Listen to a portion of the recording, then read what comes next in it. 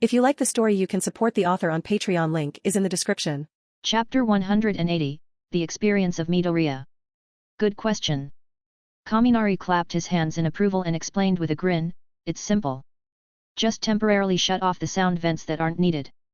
But how would the battlesuit know which sound vents to close or open based on Kyoka's needs? Tetsu's excitement was palpable now, as though he'd finally caught up to Kaminari's level of thinking. He was eager to find a flaw in Kaminari's plan. To be honest, Kaminari hadn't fully considered this issue. The concept was still in its early stages, so naturally, there were important details he had yet to figure out. It's fine. At worst, we could just add more plug sockets.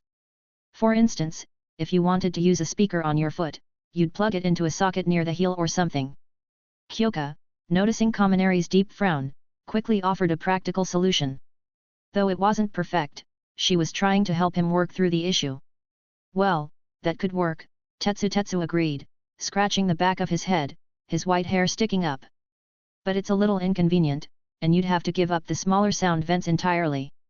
Kyoka's idea is doable, Kaminari said, analyzing it aloud, but it would rely heavily on your ability to control the headphone jacks flexibly. Plus, you'd need to multitask during combat. He paused, his mind still searching for alternatives. Something about this solution just didn't sit right with him. There has to be a better way. I know there is. Though he wasn't sure where his certainty came from, Kaminari was convinced that there was a perfect solution to the battlesuit's control problem. But what could it be? Lost in thought, Kaminari fell silent. Seeing him so focused, both Kyoka and Tetsu decided not to disturb him, quietly waiting for him to speak again. Meanwhile, the clock ticked closer to 7 a.m. Soon, Midoriya and Bakugo, both of whom lived far away from the school, would likely arrive. Even Ida, who lived in Tokyo, was probably already on his way, given how seriously he took his responsibilities as class representative. The classroom clock now pointed to 7 sharp. Yes.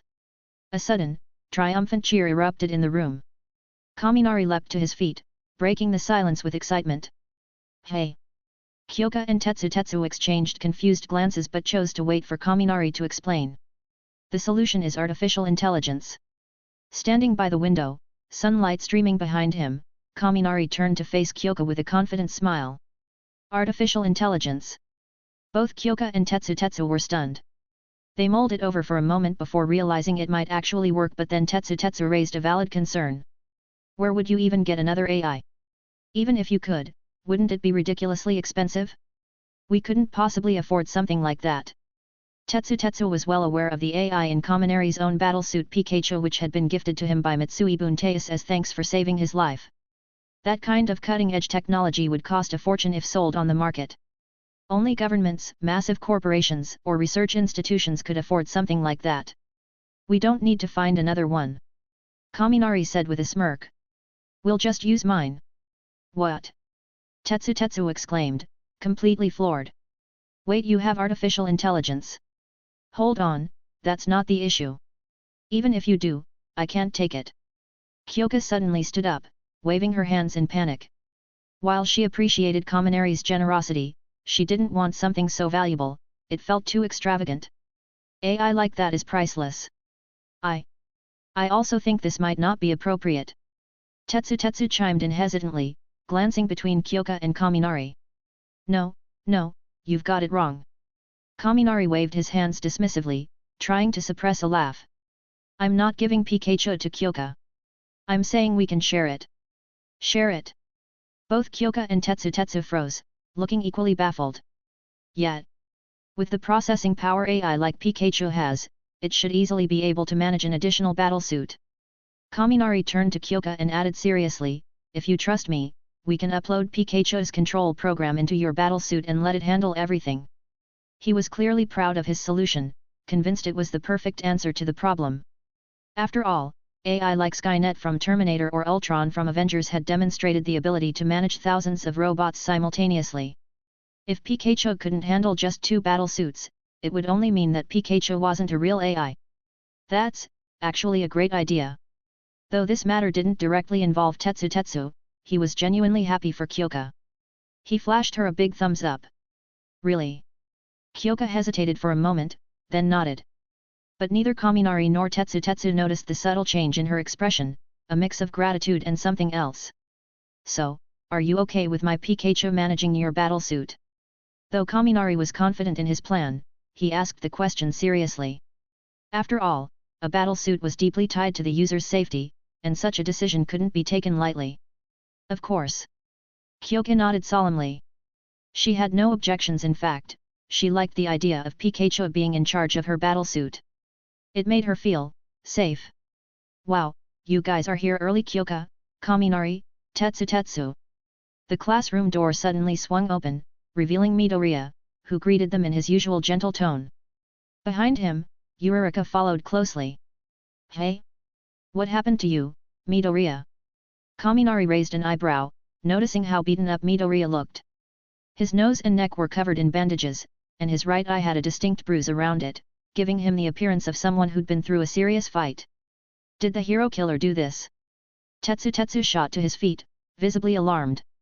Was that message you sent in the class group actually a distress call? At the time, the hero killer incident in Hosa City wasn't widely known, so Tetsu naturally assumed the worst. His words caused Kaminari to frown, especially at the mention of the hero killer. It stirred a strange feeling in him. No. These injuries are from training with Gran Torino, Midoriya explained awkwardly. It has nothing to do with the hero killer. Though he'd already explained this to Uraraka on their way to school, Midoriya patiently repeated himself. Training? Training left you looking like this? Kaminari asked, incredulous. Yet. Midoriya reached up to pull a stray thread from his messy hair. After a moment of hesitation, he added with a complicated expression, pretty much. Chapter 181, Tokoyama's Depression. The arrival of Midoriya and Uraraka seemed to spark a ripple effect, as the classroom door began sliding open repeatedly. With the arrivals of Todoroki, Tokoyami, Ida, and others, the classroom, which had been eerily silent for the past 7 days, started to buzz with energy once again. To put it simply, the atmosphere was becoming lively. Especially when girls like Momo, Ashido, Azui, and Hagakure entered, the class felt even more vibrant. They enthusiastically shared their workplace experiences, frequently breaking into laughter at one another's stories. Unsurprisingly, the loudest voice among them was Ashido, whose exuberance lit up the room. On the other side, the boys' focus was primarily on Midoriya, Ida, and Todoroki. After all, their internship experiences had been undeniably intense and thrilling. Thank goodness you're all okay. Just hearing about it is terrifying. Kirishima exclaimed, his voice tinged with relief as he looked at the trio. Indeed, I was really worried about you all during that time, Momo added, though her gaze flickered briefly toward Kaminari before returning to Midoriya and the others. In her heart, she thought, if we're talking about danger, Kaminari's experience was probably even scarier. If it weren't for Aizawa-sensei's guidance, Kaminari and his family might have been in serious trouble. But Momo was careful not to voice this thought aloud. She had noticed that Kaminari hadn't mentioned anything about his ordeal to the others, so she wisely chose not to bring it up. I heard Endeavor saved you, right? Ojiro asked, his voice breaking the momentary silence. That's amazing. He really deserves to be known too. Hagakure chimed in enthusiastically. Her invisible figure made her voice the only clue to her presence. Yet, he saved us, Todoroki confirmed after exchanging a brief glance with Midoriya and Ida. Hearing Todoroki's calm acknowledgement, both Midoriya and Ida smiled, visibly relieved. Yet, we made it out thanks to him. But where's Bakugo? Isn't he usually one of the first to arrive? Kirishima, Bakugo's closest friend, glanced at the door in confusion just as it slid open again. The person entering was indeed Bakugo, but his entrance sucked all the warmth and energy out of the room like a gust of icy wind. He walked toward his seat with a thunderous expression, his backpack slung over one shoulder. Bang! The sound of his bag hitting the desk was loud enough to make everyone flinch in surprise. Then, as if on cue, the classroom erupted into laughter, louder and more unrestrained than it had been all morning. Ha ha ha ha ha! Are you serious? What even is that hairstyle? Even the usually composed Momo, Uraraka, and Kyoka couldn't hold back their laughter, their faces red as they doubled over. Kaminari blinked, trying to suppress his own smile, and leaned toward Kirishima. What's going on? What happened to Bakugo? He whispered. It's so noisy. Shut up. Stop laughing. Bakugo's mood, already sour and embarrassed, quickly turned into outright fury as the laughter grew louder. His face was practically steaming with anger. That idiot stylist messed with my hair. I don't even know what they used, but no matter how much I wash it, it won't go back to normal. He was practically shaking with rage, his fists clenched tightly. And I swear, I've washed it over a dozen times. I've tried everything: hot water, cold water, even white vinegar. But no matter what he did, the ridiculous hairstyle remained intact, and his frustration had delayed him that morning. Before coming to class, he had washed his hair twice more, refusing to give up. You didn't sleep last night either, hey? Kaminari thought, holding back a laugh. Don't laugh. I'll kill you if you do. Bakugo's threats were met with even more laughter, particularly from Kirishima, Shiro, and Tetsu, who were in tears at this point. If you've got the guts, go ahead and try it. Shiro taunted between fits of laughter. What did you just say, you idiot? Boom. As if on instinct, Bakugo's temper exploded, sending an audible blast through the air. But in the process, he angrily ran his hands through his hair and miraculously, it sprang back to its usual spiky mess. Whoa! It's back to normal. Kirishima pointed at Bakugo, and the classroom erupted into even louder laughter. Even Kaminari couldn't hold back anymore, doubling over as he clutched his stomach. This guy really has some comedic talent, Kaminari thought, his laughter subsiding as he noticed someone sitting quietly nearby. He turned to Tokoyami, who had been uncharacteristically silent through all the chaos. Hey, how about you? You went to Hawk's agency, right? Kaminari asked, genuinely curious. Hawks had been one of his top internship choices as well, so he wondered what Tokoyami had learned. Tokoyami looked up at him, his expression unreadable. No, he said flatly. He didn't teach me anything. I spent the entire week following Hawks around, handling his paperwork and follow UPS. His tone betrayed no emotion, but the frustration in his words was clear. Kaminari blinked in surprise. Hey, really? Nothing at all. The idea baffled him. Even if Hawks hadn't actively taught Tokoyami, surely observing such a high-ranking pro-hero in action would have been a learning experience. What Kaminari didn't realize was that Hawks had been so fast during operations that by the time Tokoyami and the other assistants arrived on the scene, everything was already over. All that was left was cleanup. For 7 days straight, Tokoyami had done nothing but try to keep up with Hawks, only to arrive too late each time. Despite his efforts, he hadn't been able to witness a single battle. It wasn't for lack of trying, Tokoyami had worked hard, but hard work didn't always lead to results. The reality of the situation was harsh, and it left him feeling disheartened. Well. Kaminari started to say something, but before he could continue, the classroom door slid open again. Everyone instinctively straightened up and rushed back to their seats as though their quirks had activated a teleportation function. Good morning, Sensei. Good morning. Aizawa entered the room, his tired eyes scanning the class as he walked toward the podium. With his steady, deliberate footsteps, UA High School's Class 1A returned to its usual order. Morning lessons were about to begin. Chapter 182, 4 Groups. The 4 compulsory classes Japanese, Mathematics, Science, and English, were completed under the guidance of the respective teachers Cementos, Ectoplasm, Power Loader, and Present Mic. Since today was Monday, these core subjects were fixed, and additional classes, such as Midnight's Modern Hero Art History or Aizawa's Hero Information Science and Modern Hero Law, would be held on other days throughout the week. By now, the time was 12:43 p.m. As expected, Aoyama stayed behind in the classroom to enjoy his meticulously prepared French lunch alone. Meanwhile, most of Class 1A gathered in the cafeteria hall, enjoying a lively lunch together. During this time, Kaminari overheard several conversations, realizing that not everyone had received proper hero training during their internships. For many, the experience boiled down to simply observing hero activities, very basic, often mundane, tasks. Essentially, most students were little more than spectators. This realization helped Kaminari understand Tokoyami's frustration earlier. It wasn't unusual that Tokoyami had learned so little, it was a reasonable outcome given the nature of internships for most students. I guess if I hadn't joined as his disciple, my internship experience would have been just as monotonous, patrolling forests, rescuing people, and maybe dealing with corpses, Kaminari thought to himself. He recalled how some of the seniors who had followed his master during their internships had ended up with similarly repetitive and uninspiring tasks. His eyes then landed on Midoriya, whose eyelids were still faintly bruised and swollen from his training. Judging by what he said earlier this morning, it seems like he went through the same kind of training I did. His temperament feels sharper now, and his eyes hold a new kind of determination. This realization left Kaminari intrigued. He was suddenly eager for the next Hero Basics class. It would be the perfect opportunity to see how much Midoriya had grown. Though Kaminari couldn't quite explain why he found Midoriya so fascinating, something about him stood out.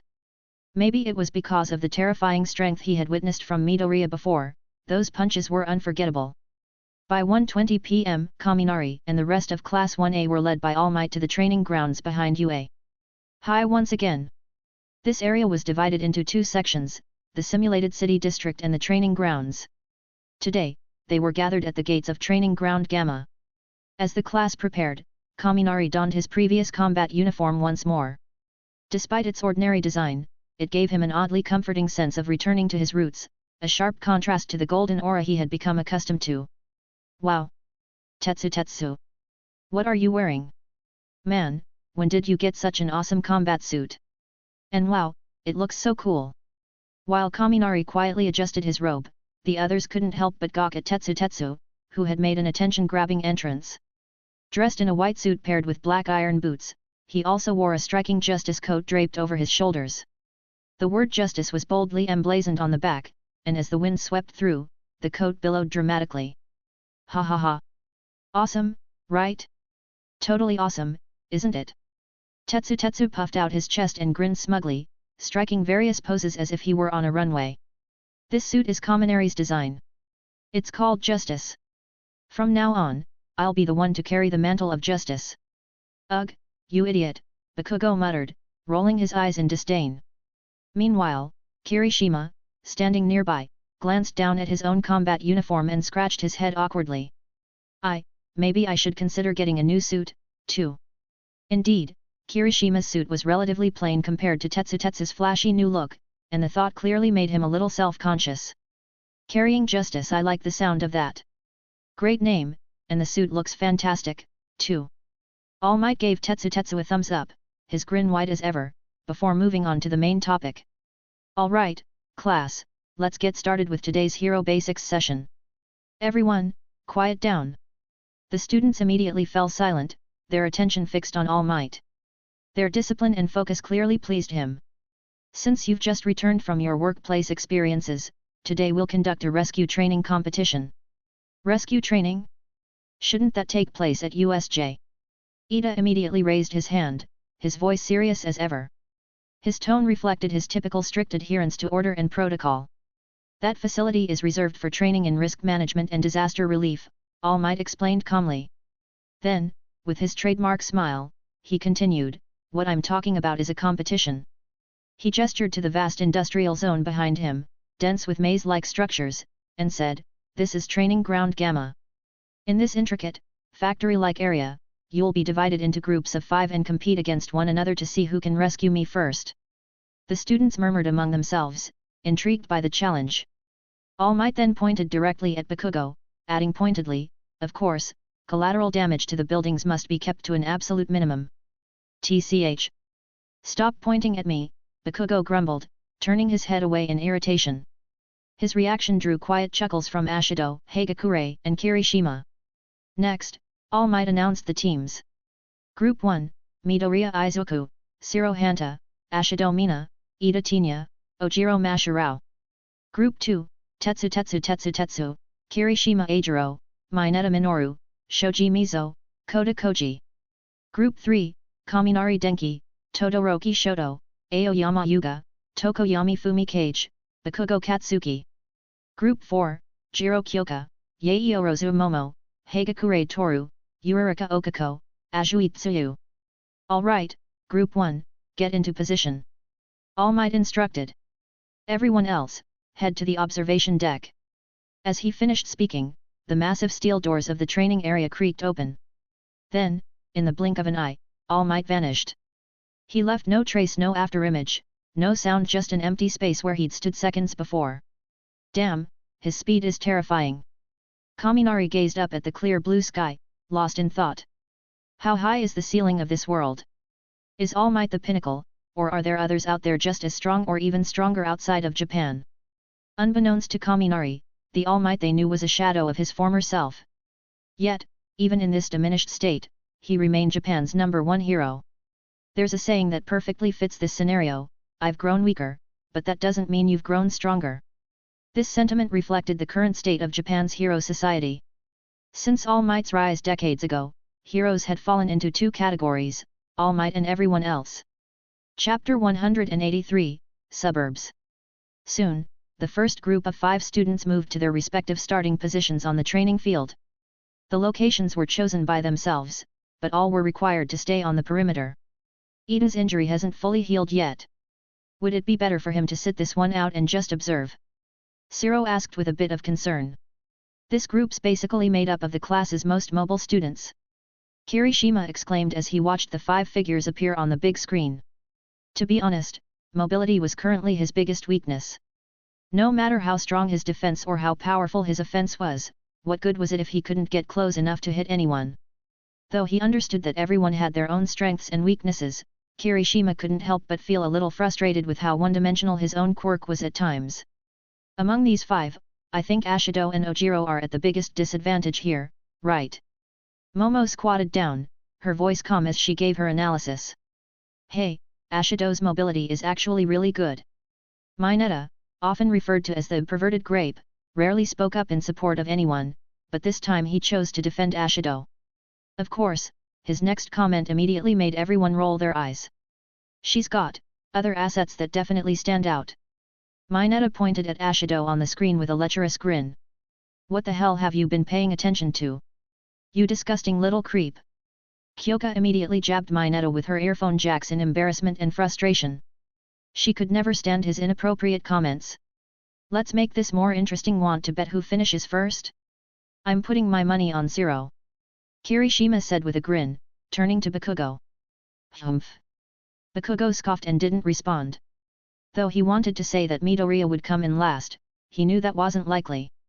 The full cowling, 5% technique Midoriya had demonstrated during the sports festival was enough to make him reconsider. I'll put my bet on Midoriya, Kaminari chimed in, clasping his hands together casually. Not just because he's figured out how to move faster without breaking his bones, but because he's always full of surprises. He tends to shine the brightest when it matters most. You better stop talking, Bakugo suddenly snapped, glaring at Kaminari. Hey? Why? Kaminari asked, puzzled. No reason. Bakugo growled, his tone laced with irritation. He was always in a bad mood whenever someone praised Midoriya, and today was no exception. All right, Kaminari shrugged, not bothering to argue. Instead, he turned his attention back to the big screen. I still think Ida has a shot at winning, even with his injury, Yurika mused, sitting cross-legged on the ground, her expression dreamy as she spoke. Ribbit. I agree, Ashui added quietly, sitting beside her and making her signature frog sound. At that moment, All Might's booming voice echoed across the training field from the big screen.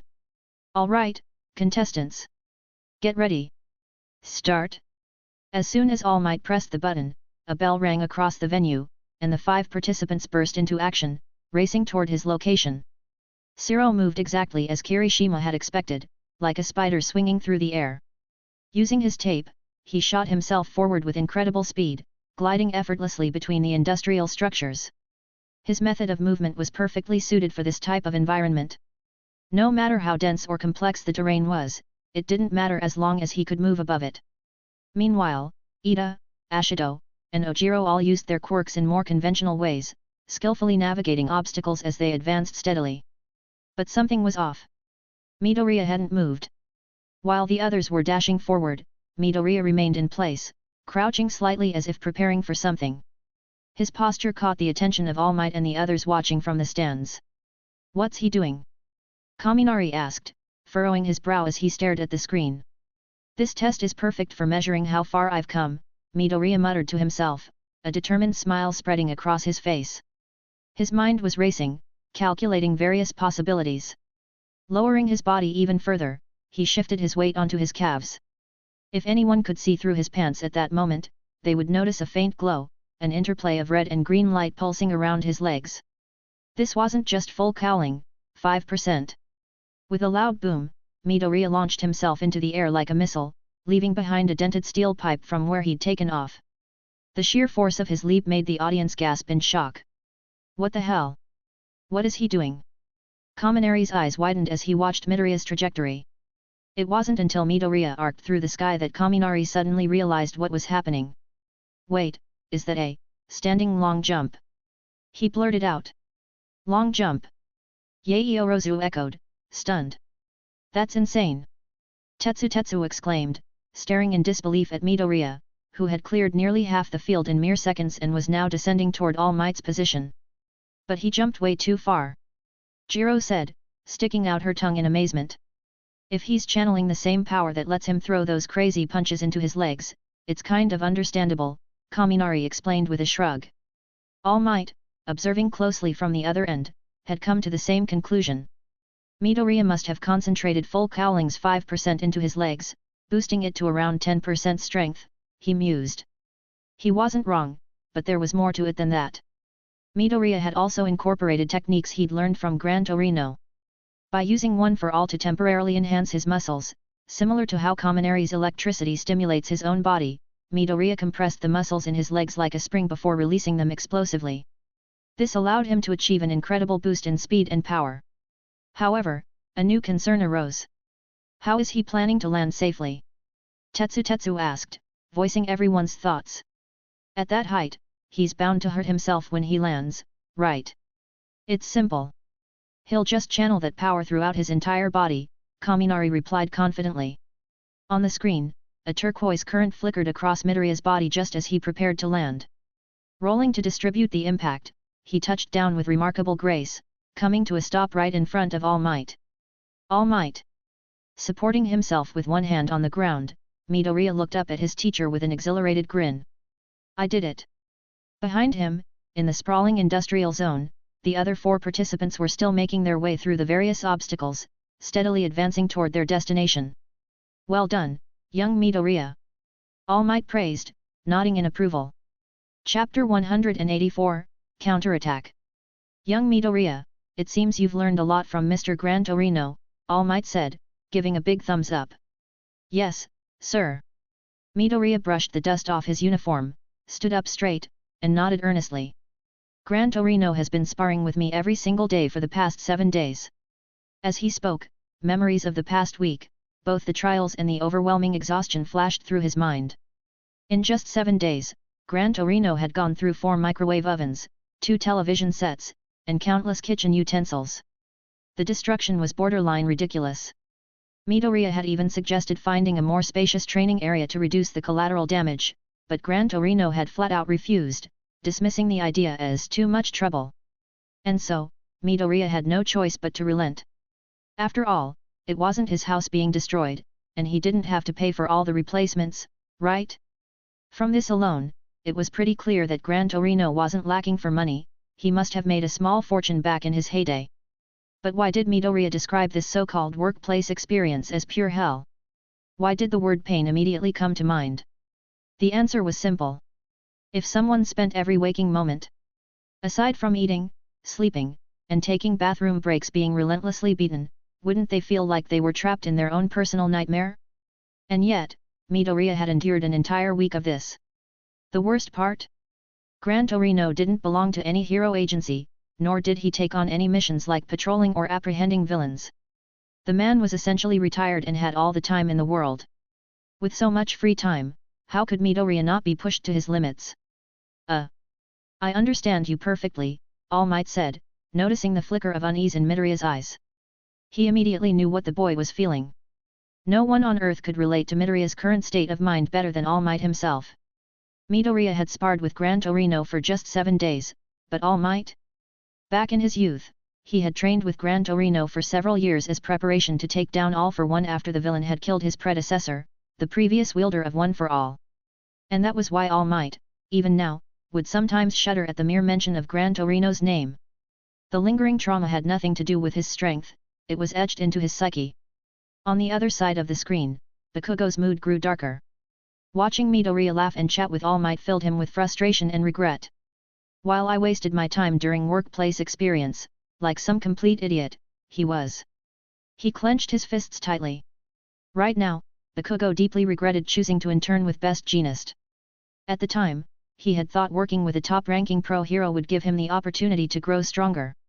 But in reality, Best Jeanist hadn't taught him anything useful. Instead, he'd just lectured him endlessly about discipline and appearance.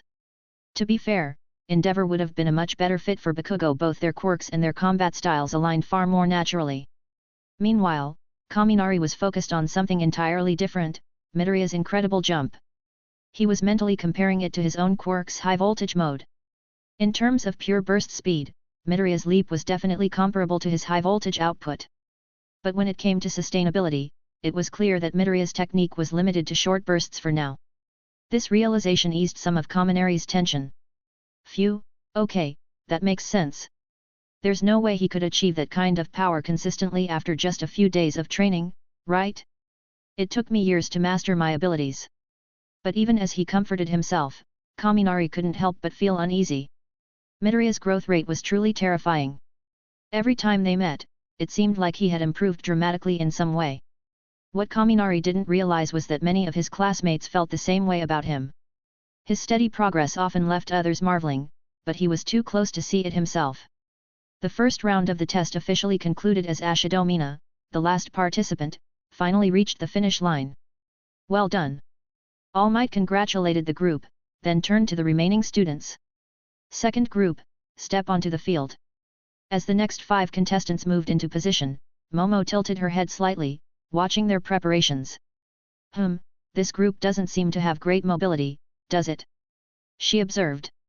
Yeah, it doesn't look like this is going to be a particularly exciting round, someone else chimed in. You still need someone as dazzling as me to make these games truly shine. Aoyama said, dramatically adjusting his red glasses and tilting his chin upward. Unfortunately for him, the rest of the class well acquainted with his personality completely ignored his comment. Especially Kirishima and Tetsu, Hagakure said with a teasing grin. Those two are definitely going to burn out fast. Maybe, Kaminari replied with a quiet laugh, his eyes fixed on the screen where Tetsu was waiting to begin. All right. Second group, get ready. All Might's voice rang out again, loud and commanding. Without any hesitation, he pressed the button to start the timer. Start. As soon as the signal was given, Shoji leapt from a high platform. Using the wing membrane stretched across his 2 extra arms, he began gliding gracefully through the air. Whoa! That's incredible, Shoji can actually fly. Yurika's cheeks flushed with excitement. She had always yearned to fly. Technically, her quirk allowed her to, but the intense dizziness it caused usually made her feel sick. Her helmet was specifically designed to help reduce that effect, but even so, flying wasn't her forte. If I could fly, this kind of test would be a breeze. She said wistfully. Definitely. I'm jealous of people who can just take to the air like that, someone agreed. Interestingly, Shoji had used this gliding ability before during the sports festival obstacle race, but back then, no one had noticed. Of course, being able to fly was only part of the equation, speed mattered just as much, which explained why Shoji hadn't achieved a standout performance during that event. Hey, look at Mineta. Azuitsuya pointed at the screen, drawing everyone's attention. Sure enough, Mineta was leaping nimbly from one of his sticky grape balls to another. He threw each new one ahead as he bounced, maintaining a surprisingly fast pace. Wow, that's actually really impressive. Kaminari said, nodding in approval. It's not easy to accurately throw those grapes to the next landing spot while mid-jump, Momo noted thoughtfully. Exactly. He has to calculate both the location and distance of his next step and make sure his grapes land in the perfect spot, Kaminari added. And then, when he jumps, he has to adjust his balance so he doesn't overshoot or slip. Especially in an environment as complex as this one. The fact that he's able to keep going without any hesitation is seriously impressive, Momo continued, a hint of admiration in her tone. For the first time, the group began to see Mineta in a different light. Hard to believe, but Mineta-san's IQ might actually be really high, Momo concluded, her analysis surprising even herself. Chapter 185, Hopeless Grapes. Momo's words made everyone fall silent. She had a point, how could anyone admitted to Japan's top hero academy be truly useless? Meanwhile, the second group's round continued on the big screen. Predictably, the ones who struggled the most were Kirishima and Kota. Their performances weren't much different from someone without a quirk. In this setting, they were practically quirkless. Kota was slightly better off, if he had an animal that could run, it might have helped. But Kirishima? His quirk, hardening, wasn't useful here. In fact, it only made things worse, as it slowed him down. Looking at Kirishima's struggles, I bet Tetsu is in the same boat, right? Siro chuckled, shifting his gaze to Tetsu's feed. But to his surprise, Tetsu's speed didn't seem slow at all. Wait, what's with his running speed? On the screen, Tetsu was moving nimbly between industrial obstacles, leaping over pipes and structures like a trained athlete. His movements were smooth and precise, almost like he'd undergone professional training. It seems like Tetsu picked up a few tricks from someone, Kaminari commented calmly, not looking surprised. Tetsu's agility didn't shock Kaminari in the slightest. After all, someone who had trained in techniques like shave would naturally have stronger leg muscles than most. But the way Tetsu navigated the obstacles, his fluid, military-like movements made Kaminari think he'd been practicing more than just martial arts. Besides judo and the 6 styles, maybe he's been dabbling in something like military drills too, Kaminari mused quietly. Just then, Tetsu disappeared from the screen. When the camera switched angles, he reappeared on a different section of the field. This time, he was standing atop a large steel pipe, several meters ahead of his previous position. Whoa! The students in Class 1A erupted in shock. Even Bakugo's eyes widened as he stared at the screen. What was that? Teleportation? Tokoyami asked, his tone low and incredulous. Does Tetsu have a second quirk? Kyoka exclaimed in disbelief. I've never heard of that before, Momo said, equally stunned. Could it be a recent quirk awakening? That's incredibly rare. That move. Bakugo growled under his breath, clenching his fists.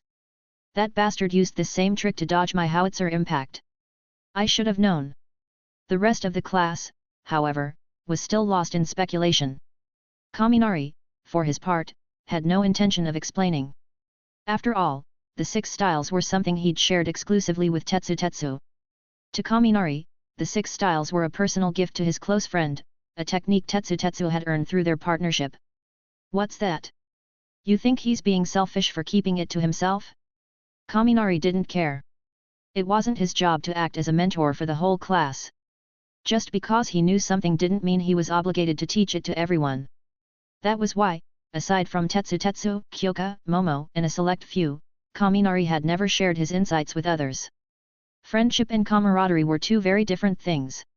On the other side of the field, All Might was also observing Tetsu's technique with great interest. To most people, Tetsu's shave looked like teleportation. But to All Might, it was no faster than slow motion. He could clearly see every detail of the boy's movements.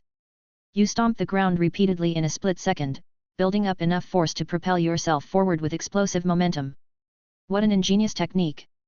All Might muttered to himself, genuinely impressed. Though such a move was child's play for someone of All Might's caliber, he couldn't deny its potential. Even though Tetsu uses his quirk to handle the recoil, theoretically, anyone with sufficient physical training could perform this move. This isn't a quirk. It's a skill, a teachable, learnable skill. All Might stroked his chin thoughtfully. The idea of a technique like shave becoming widespread left him conflicted. A skill that could rival quirks simply through rigorous physical training, if this became public knowledge, it could cause chaos. Sure, mastering such a skill wouldn't be easy, but with enough people trying, some were bound to succeed. The potential societal impact was troubling. Ugh, this is giving me a headache, All Might sighed, placing his hands on his hips as he continued to watch Tetsu race toward the finish line. Are kids today just built differently? Back in my school days, there weren't this many monsters running around. His thoughts briefly drifted to Kaminari and Todoroki, 2 students whose power rivaled even second-rate pro heroes. Their destructive potential was on par with top-tier heroes, and they hadn't even graduated yet. Well, I'll need to discuss this with Aizawa later.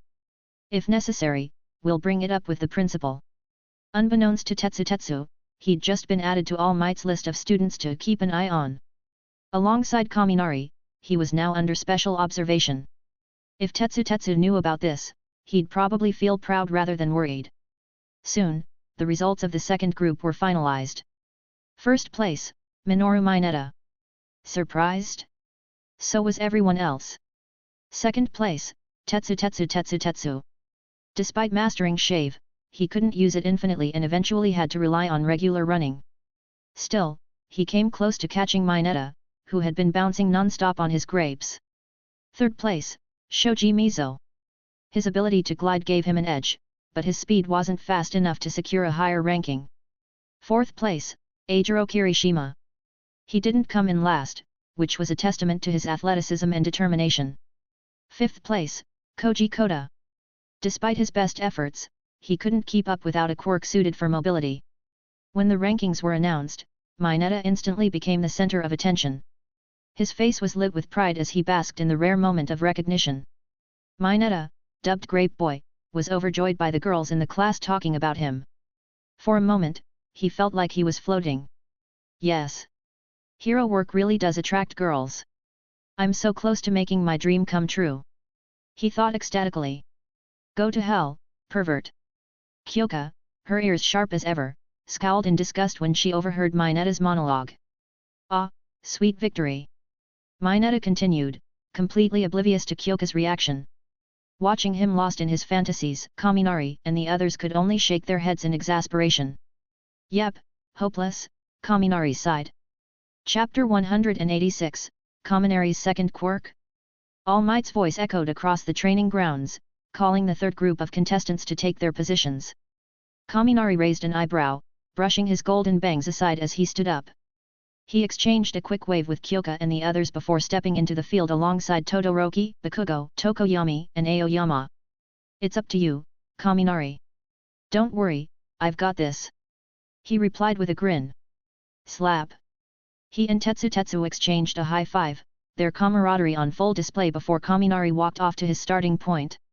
The third group of the competition was about to begin. This time, I'll win. Bakugo muttered, glancing at Kaminari and Todoroki as they walked ahead of him. His crimson eyes burned with determination as he clenched his fists. Compared to the Bakugo from the original timeline, this version of him carried a far heavier burden. In this life, Todoroki wasn't the only one outshining him in class. Not only were Kaminari and Todoroki ahead of him, but even Midoriya, someone he used to see as weaker, had caught up faster than expected. Add Tokoyami, who had always been consistent, and Tetsu, who had rapidly improved, and Bakugo's frustration had reached its boiling point. When he first applied to UA, he'd been determined to become the strongest and the #1 hero. But now? He wasn't even sure he could claim a spot in the top 3 of Class 1A.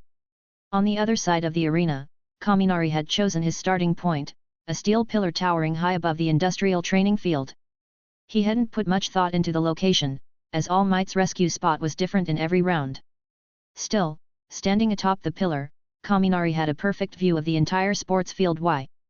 Hey, no matter how many times I see this, I can't help but be amazed by UA's resources. Kaminari let out a low whistle, his voice filled with genuine admiration. This isn't just a high school. It's a massive, state-of-the-art training organization. As he stretched and warmed up, Kaminari began thinking about his strategy. Should he go straight into Godspeed? Or maybe use his high-voltage mode right off the bat? Then again, this could be a good chance to practice his Iron Sand series. In truth, Kaminari didn't view the Iron Sand series as a finisher or ultimate move. To him, it was more of an opening act or defensive layer. In his imagined battle scenarios, the Iron Sand series was the first line of defense, an initial barrier that the enemy would have to break through before he unleashed his full power. Since it's meant to be my first line of defense, I should use it more often to refine it, he thought, nodding to himself. With his decision made, Kaminari closed his eyes and began steadying his breathing. Third match, start. Boom. The moment All Might's voice rang out, a deafening explosion followed. Everyone on the viewing platform turned their heads as the camera focused on Bakugo Katsuki, who had blasted himself into the air using his explosions. Fire and smoke trailed behind him as he soared across the field. The winner is me! Bakugo shouted confidently, his voice brimming with his usual fiery charisma. Whoosh! On another screen, Todoroki was seen gliding across a path of ice he'd created beneath his feet, advancing steadily toward All Might. While he couldn't fly like Bakugo, his icy road made short work of the obstacles in his path. Zap! A sudden flash of light caught everyone's attention. The camera panned to Aoyama, who was speeding forward by firing his naval laser behind him. He struck a dramatic pose as he zipped across the arena, looking far too pleased with himself. "Did you all see that?" Aoyama declared, his voice full of flair. "Look at me! Look how brilliantly I shine!" Clang! A thunderous metallic collision rang out, immediately followed by Aoyama's panicked scream. The spectators groaned in unison as the camera showed Aoyama, now plastered against a large steel pipe. His pose hadn't changed at all, giving him the appearance of a bizarre, humanoid poster stuck to the metal. "Seriously?" Kyoka muttered in disbelief. "He was so busy showing off that he didn't notice the pipe behind him," Momo said, shaking her head. "Well, at least his laser is strong," Ashui commented lightly, noting the dent Aoyama had left in the pipe. With Aoyama effectively out of the running, the others turned their attention to Tokoyami and Kaminari. Tokoyami's performance wasn't anything extraordinary. Without yet developing the ability to fly using Dark Shadow, he could only rely on his natural agility to parkour through the industrial landscape. "Hey, look at Kaminari!" Siro suddenly shouted. What is that?" "Is that a black cloud?" someone murmured. The camera switched to Kaminari's perspective, but the screen was so dark that it was hard to make out anything. "What's he up to now?" Tetsu wondered aloud, the confusion evident in his tone. "Wait, zoom in." As the camera zoomed in, everyone could finally see Kaminari's location. He was floating above the field on what appeared to be a sleek, black platform. "Is that a skateboard?" Ashui tilted her head, her expression puzzled. "No, it's too big. It looks more like a surfboard," Yurika corrected, leaning forward for a better look. Indeed, Kaminari was standing on what resembled a black, streamlined surfboard. He balanced himself with a casual surfing posture, his body tilted forward slightly as he glided through the air. To add a dramatic flair, he'd surrounded himself with a swirling ring of iron sand, which orbited him like a planetary ring. Kaminari's intent was clear, this wasn't just about winning. This was about looking good. As expected of an industrial zone, he muttered to himself, surveying the environment. "There's way more iron sand here than there was back in the forests of Aokigahara." From a higher vantage point, the scene was striking. Bakugo's fiery explosions lit up one section of the field, while Todoroki's frosty terrain stretched across another. Kaminari, with his dark, stormy aesthetic, stood out as a menacing presence. "Are those iron sand particles?" All Might squinted at the rotating ring around Kaminari, his sharp eyes capturing every detail like a high-definition camera. "But how is he controlling them?" All Might wondered aloud. "Or, has he awakened a second quirk?" Chapter 187, Quirk's name is Iron Control. All Might's thoughts mirrored Momo's earlier speculation about Tetsu, but he still found the situation incredible.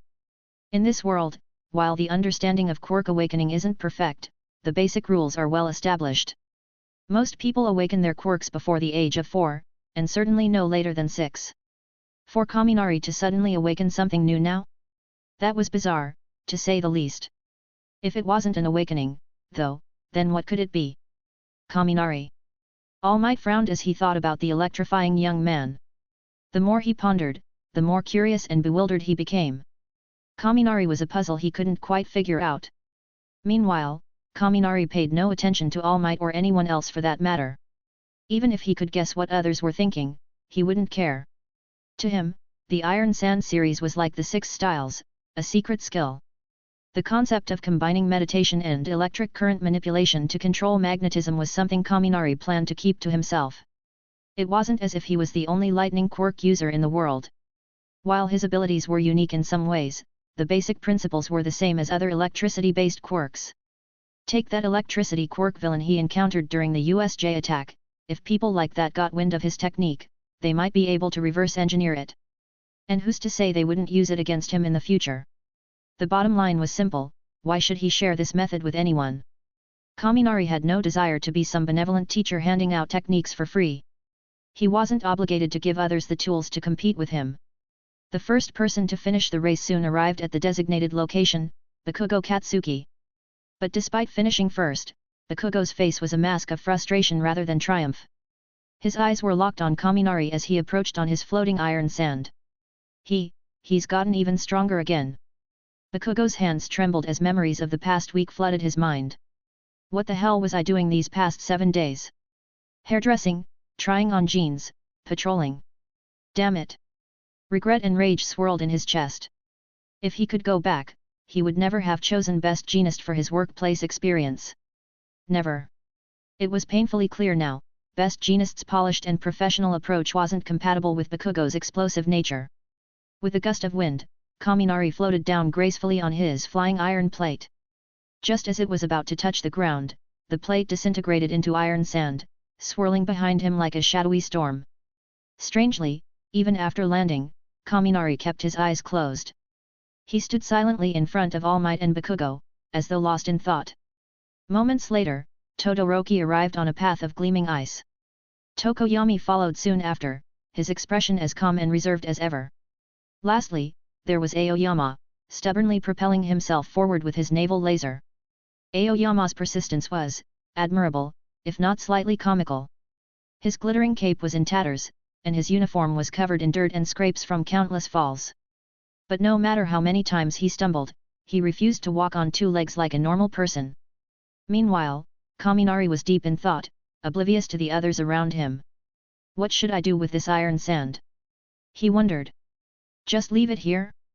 Seems like a waste. Then, something extraordinary happened. Centered on the platform where Kaminari, All Might, and Bakugo stood, iron sand began rising from the surrounding area. From the soil, from cracks in the pipes, and even from the steel structures themselves, black particles floated into the air. The swirling iron sand coalesced into an enormous mass, moving with an almost sentient intelligence. What is he doing now? All Might muttered, narrowing his eyes at the display. Even Bakugo's usual scowl gave way to wide-eyed disbelief as the black mass continued to grow. It was clear that Kaminari wasn't just experimenting. He was about to do something dramatic. In truth, Kaminari had a mischievous plan brewing in his mind. He wanted to make a mark on U.A to leave something unforgettable. He wasn't just here to compete, he wanted to create a legend. Alright, maybe this is a bit over the top, he admitted to himself. But hey, if I'm going to do this, I might as well go all out. And so, with unwavering focus, he continued shaping the iron sand. On the viewing platform, the rest of Class 1A watched in stunned silence. Tetsu, Kirishima, Momo, Kyoka, all of them were speechless as the swirling mass began to take shape. 2 minutes later, when Kaminari's work was complete, the entire arena was left in shock. Standing in the center of Sports Field Y was a towering, 10-meter-tall sculpture made entirely of iron sand.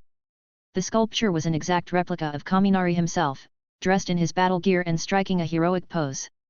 The black iron figure loomed over the industrial landscape, gazing toward the UA teaching building like a silent guardian. From the perspective of the satellite cameras, the scene was surreal. The massive, dark figure stood out starkly against the dense industrial environment, its shadow stretching ominously across the field. Silence fell over the field and the viewing platform. Whether it was Todoroki, Bakugo, or the rest of the class, everyone stared at the sculpture with their mouths agape. Finally, it was All Might who broke the silence, his voice trembling. Kaminari, what are you doing? Kaminari opened his golden eyes slowly and turned to face All Might. Without a hint of embarrassment, he gestured toward the sculpture and smiled. I thought the scenery here was too boring, so I decided to make some art for the school. At the same time, I tested my new quirk, iron control. Artwork. All Might's face twitched as he tried to process the absurdity of what he'd just heard. No, wait, what did you just say? He stammered. New quirk. Kaminari nodded confidently. Yep, I awakened the ability to control iron sand 5 days ago. It's still a bit rough, though. I have to close my eyes and concentrate to use it properly. He smiled again, his expression calm and collected. Yes, this was his plan all along, to pass off the Iron Sand series as a newly awakened quirk. Chapter 188, The School's Permission. New quirks. New quirks. New quirks. Kaminari's declaration wasn't just heard by Bakugo, Todoroki, and the others nearby, it echoed across the sports field. Even the people watching from the viewing platform, their eyes glued to the large screen, were stunned into silence. For a brief moment, everyone had the same reaction, they were frozen in shock, confusion, and disbelief. Is it true? Despite some earlier suspicions, All Might couldn't fully believe it until Kaminari admitted it himself. Meanwhile, in the principal's office atop UA High's main teaching building, Principal Nizu burst into laughter as he watched the scene unfold on his computer screen. Ridiculous. This kid really thinks All Might and the others are clueless. Nizu had a sharp memory, enhanced by his quirk, high specs, which granted him unparalleled intelligence. He vividly recalled Kaminari using electromagnetic effects to manipulate steel during the entrance exam. Back then, Kaminari had already demonstrated the ability to weaponize iron by creating a temporary projectile. It was obvious to Nizu that Kaminari's abilities had progressed significantly since then. Not only had he honed his quirk to generate magnetic fields, but he had also pushed its applications to genius levels. Most people wouldn't pay much attention to the mechanics of his quirk, they might be amazed in the moment, only to forget about it a few days later. But Nizu wasn't like most people. Even the smallest details from years ago could be recalled instantly if he chose to. Watching Kaminari manipulate the iron sand now, it was immediately clear to him, this wasn't a new quirk. It was a refinement of techniques Kaminari had already been working on. But why claim it's a new quirk? What puzzled Nizu most was Kaminari's motivation. It wasn't easy to guess such things, as they often stemmed from personal ambitions or desires. Is it just a young man's need to show off and seek attention? After a moment of thought, Nizu settled on this reasoning. It seemed the most logical explanation. After all, Kaminari was a 15-year-old genius, a boy who had already become somewhat of a public figure. His confidence, and perhaps a slight tendency to exaggerate, wasn't surprising given his age and circumstances. This thought brought back memories of Kaminari's boldness during the Hero Sports Festival, when he declared victory with unwavering confidence in front of 120,000 spectators. Remember my name, and remember how I looked when I claimed the crown. I am Kaminari Denki. Nizu also recalled Kaminari's fearless taunt during the cavalry battle. You think you're attacking me? Sorry to disappoint you, I'm the one challenging all of you. Smiling at these memories, Nizu felt his earlier guess was likely correct. It seems youth is at work here, Nizu murmured. But still, he shouldn't underestimate the intellect of adults. Well, most adults. His gaze shifted back to the screen, where All Might stood frozen in disbelief. Nizu couldn't resist adding, although, to be fair, All Might rarely used his brain to tackle problems in the past. With that remark, Nizu reached into his desk drawer, retrieved a Bluetooth headset, and muttered to himself, I suppose it's time to step in. We can't let Kaminari think he's fooled everyone, especially not his teachers. Back on Sports Field Y, the students of Class 1A were still processing what they'd just heard. Shocked murmurs rippled through the group as they struggled to make sense of Kaminari's claim. But amid the commotion, All Might's expression shifted. His initial surprise gave way to a stern determination as he took a step forward. His voice, now tinged with urgency, rang out. Nonsense! What do you mean, new quirks? Do you think I forgot about you during the entrance exam? All of this, the iron sand is clearly an extension of your electromagnetic abilities. It's the same as when you worked with Tetsu to destroy the zero-pointer. Kaminari's smile froze. He hadn't expected All Might to connect the dots so quickly. For a moment, his confidence faltered, and he stammered, You saw that back then? Hey! All Might frowned in confusion. He wasn't used to seeing Kaminari so flustered. The boy's usual bravado seemed to crumble under his scrutiny. Is he panicking because I called him out? Did I overdo it? All Might wondered, suddenly second-guessing his tone. Concerned he might have intimidated Kaminari, All Might softened his expression and offered a reassuring smile. Of course I saw it.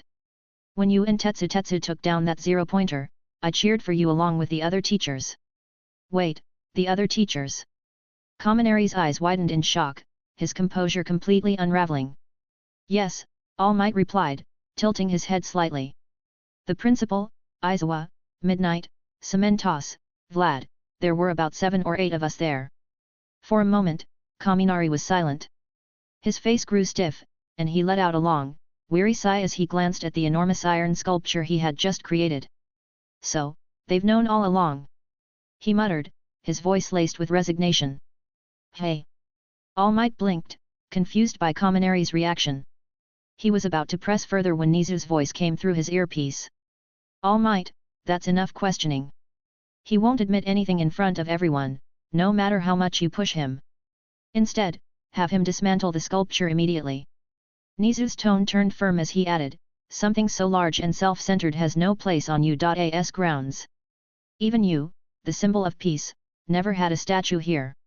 All Might nodded slightly before turning back to Kaminari. Young Kaminari, he said, his voice firm but kind, please take down this sculpture. The school doesn't allow personal monuments like this. Before Kaminari could respond, Nizu's voice came through the earpiece again, this time with an unexpected addition. However, let him know that if he wants to create artwork on sports field Y, the school will allow it, as long as it's smaller in scale and matches the industrial aesthetic of the area. All Might hesitated for a moment, confused by Nizu's sudden change in tone, but eventually relayed the message. Clearing his throat, he said, also, the school will permit smaller-scale artwork on the field, but it must align with the style of the area. So, keep that in mind. Kaminari, still staring at the towering sculpture, let out another sigh. All right, I get it, he muttered, already preparing to undo his creation. Chapter 189, Art Theme Park. Although creating sculptures that resemble humans is prohibited, other designs that aren't too large, well, as long as they qualify as artworks, the school has decided to allow them to remain on this field for future generations. Let's see how it goes. Oh, really? Kaminari's mood instantly brightened upon hearing this, but he still raised a skeptical golden eyebrow for confirmation. Yes, really, All Might affirmed with a nod, though it was clear he didn't fully understand the principal's reasoning. But the artworks you create must match the style of the environment here. What about the quantity? Is it limited to just one? As their conversation progressed, Kaminari's interest grew. Initially, creating this statue had been a spur-of-the-moment decision, but he hadn't anticipated it turning into something significant. One? Isn't that enough? How many are you planning to make? All Might blinked in surprise, clearly caught off guard, while awaiting further instructions from the principal. I haven't decided on a specific number yet, but as long as they aren't humanoid, aren't too big, and fit the aesthetics of this place, wouldn't more be fine? So it's okay to make several, right? Kaminari restated All Might's earlier conditions, then offered a polite smile as he suggested it. This. All Might hesitated for a moment before nodding cautiously.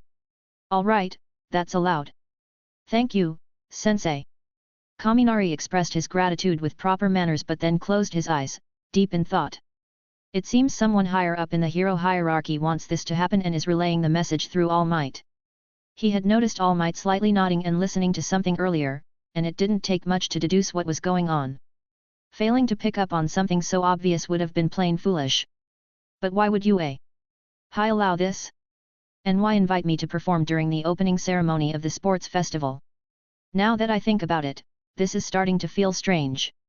Meanwhile, in Principal Nizu's office, the small yet highly intelligent creature sat calmly, monitoring Kaminari through a screen. From one perspective, this is promising. His creativity and initiative could bring something valuable, Principal Nizu mused aloud, his tone tinged with concern. But on the other hand, it's also troubling. His disregard for rules shows his perception of boundaries is dangerously light. If he's not careful, his nature might grow indistinguishable from that of a villain. Nizu's sharp eyes remained fixed on the screen as he continued. We need to reinforce Kaminari's connection with heroism, make him value it more deeply.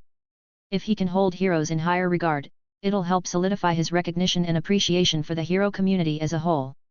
The principal's gaze lingered on Kaminari, whose eyes were still shut in contemplation, as his thoughts returned to the discussions from previous meetings. I hope everything we've done and will continue to do will guide you to the right path. Back on the screen, Kaminari moved, or rather, the massive figure before him began to shift.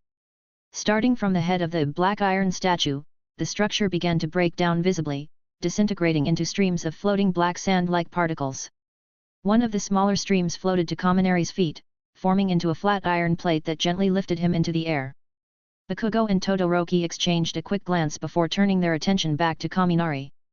They didn't know what he was planning, but there was an oddly familiar sense of anticipation stirring within them.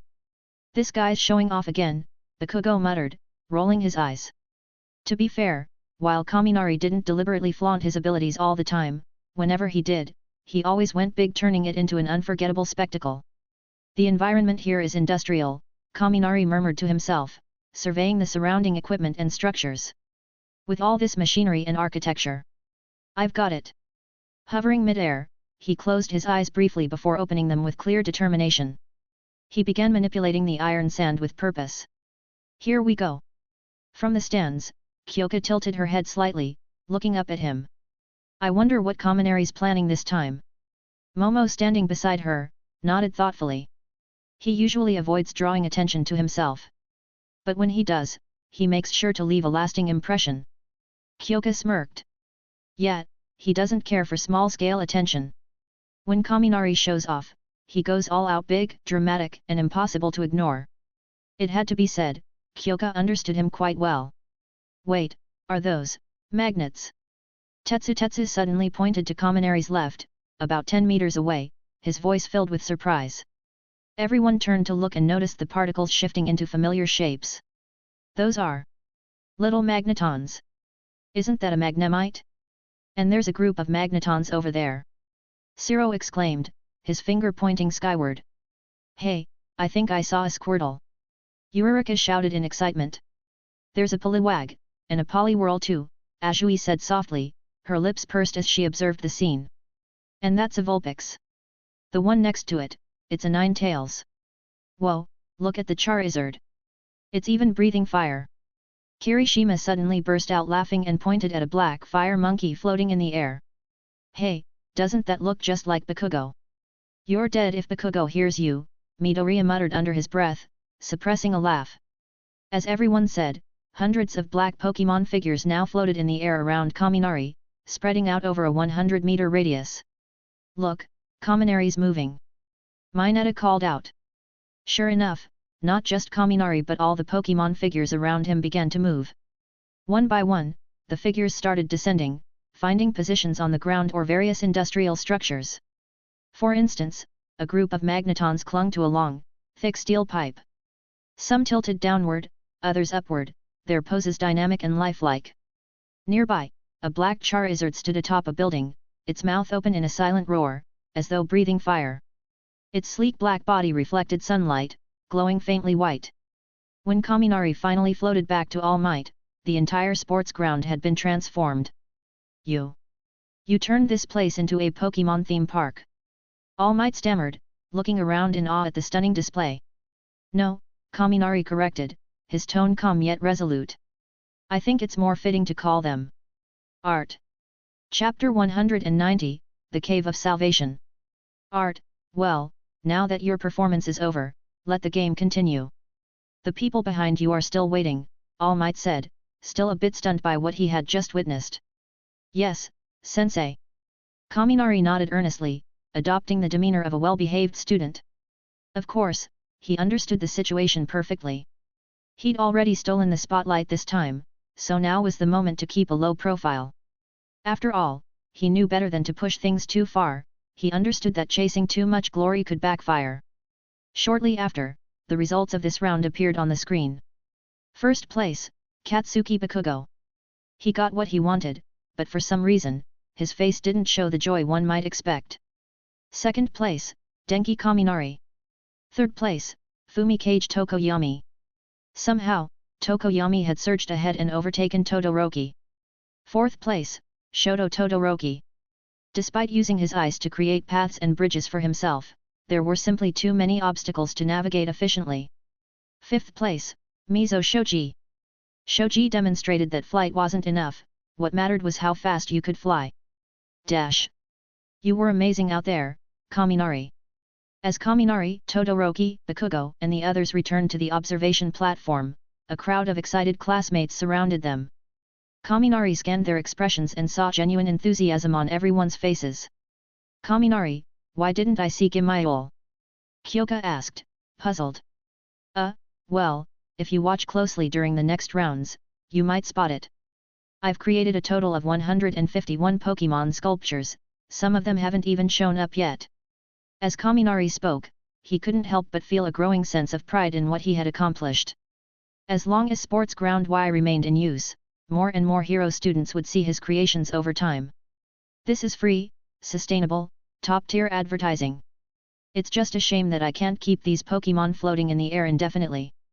The effect would definitely be even better if I could.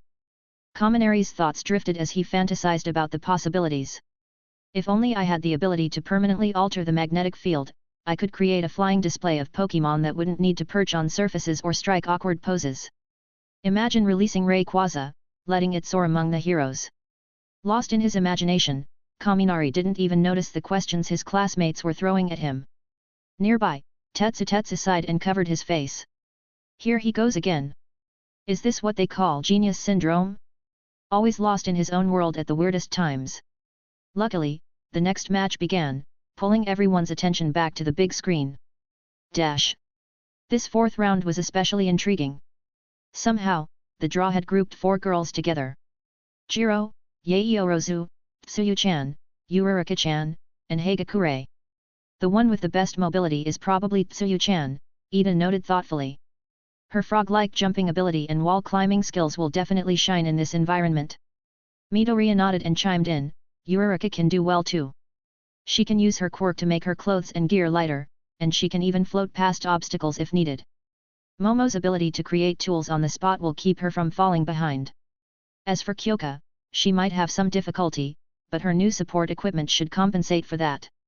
From his seat, Kaminari gazed at the screen, his thoughts wandering. Hey, it seems everyone's forgotten about Hagakure. Meanwhile, Ojiro, who was observing quietly, couldn't help but shake his head with a wry smile. Poor Hagakure. It wasn't just her quirk that made her easy to overlook, her mobility wasn't exactly her strong suit either. Soon enough, the results of the fourth match were displayed. First place, Tsuyu Ajui. No surprises here, her excellent mobility and agility made her the clear winner. Second place, Momo Yaeorozu. She had cleverly recreated the spring-loaded jumping sticks from a previous sports festival and used them to propel herself forward efficiently. Third place, Okako Uraraka. While she had the option of using her quirk to float over obstacles, she opted to climb and navigate the course with surprising dexterity, showing off skills reminiscent of Tetsu. Fourth place, Kyoka Jiro. Kyoka grumbled about how she could have just smashed her way through the obstacles using her quirk, but All Might's strict instructions to minimize destruction held her back. Fifth place, Toru Hagakure. She gave it her all and managed to cross the finish line shortly after Kyoka, earning her spot. Alright, that concludes today's lesson in Hero Basics, All Might announced, addressing the class. But I'm sure you've all noticed how much better you've become at using your quirks compared to when you first started at UA. Keep this momentum going and start preparing for the final exams in early July. Although you only have 1 month to prepare and there's also the important midterm exam during this time, remember, you've chosen the path of becoming heroes, so stay mentally prepared.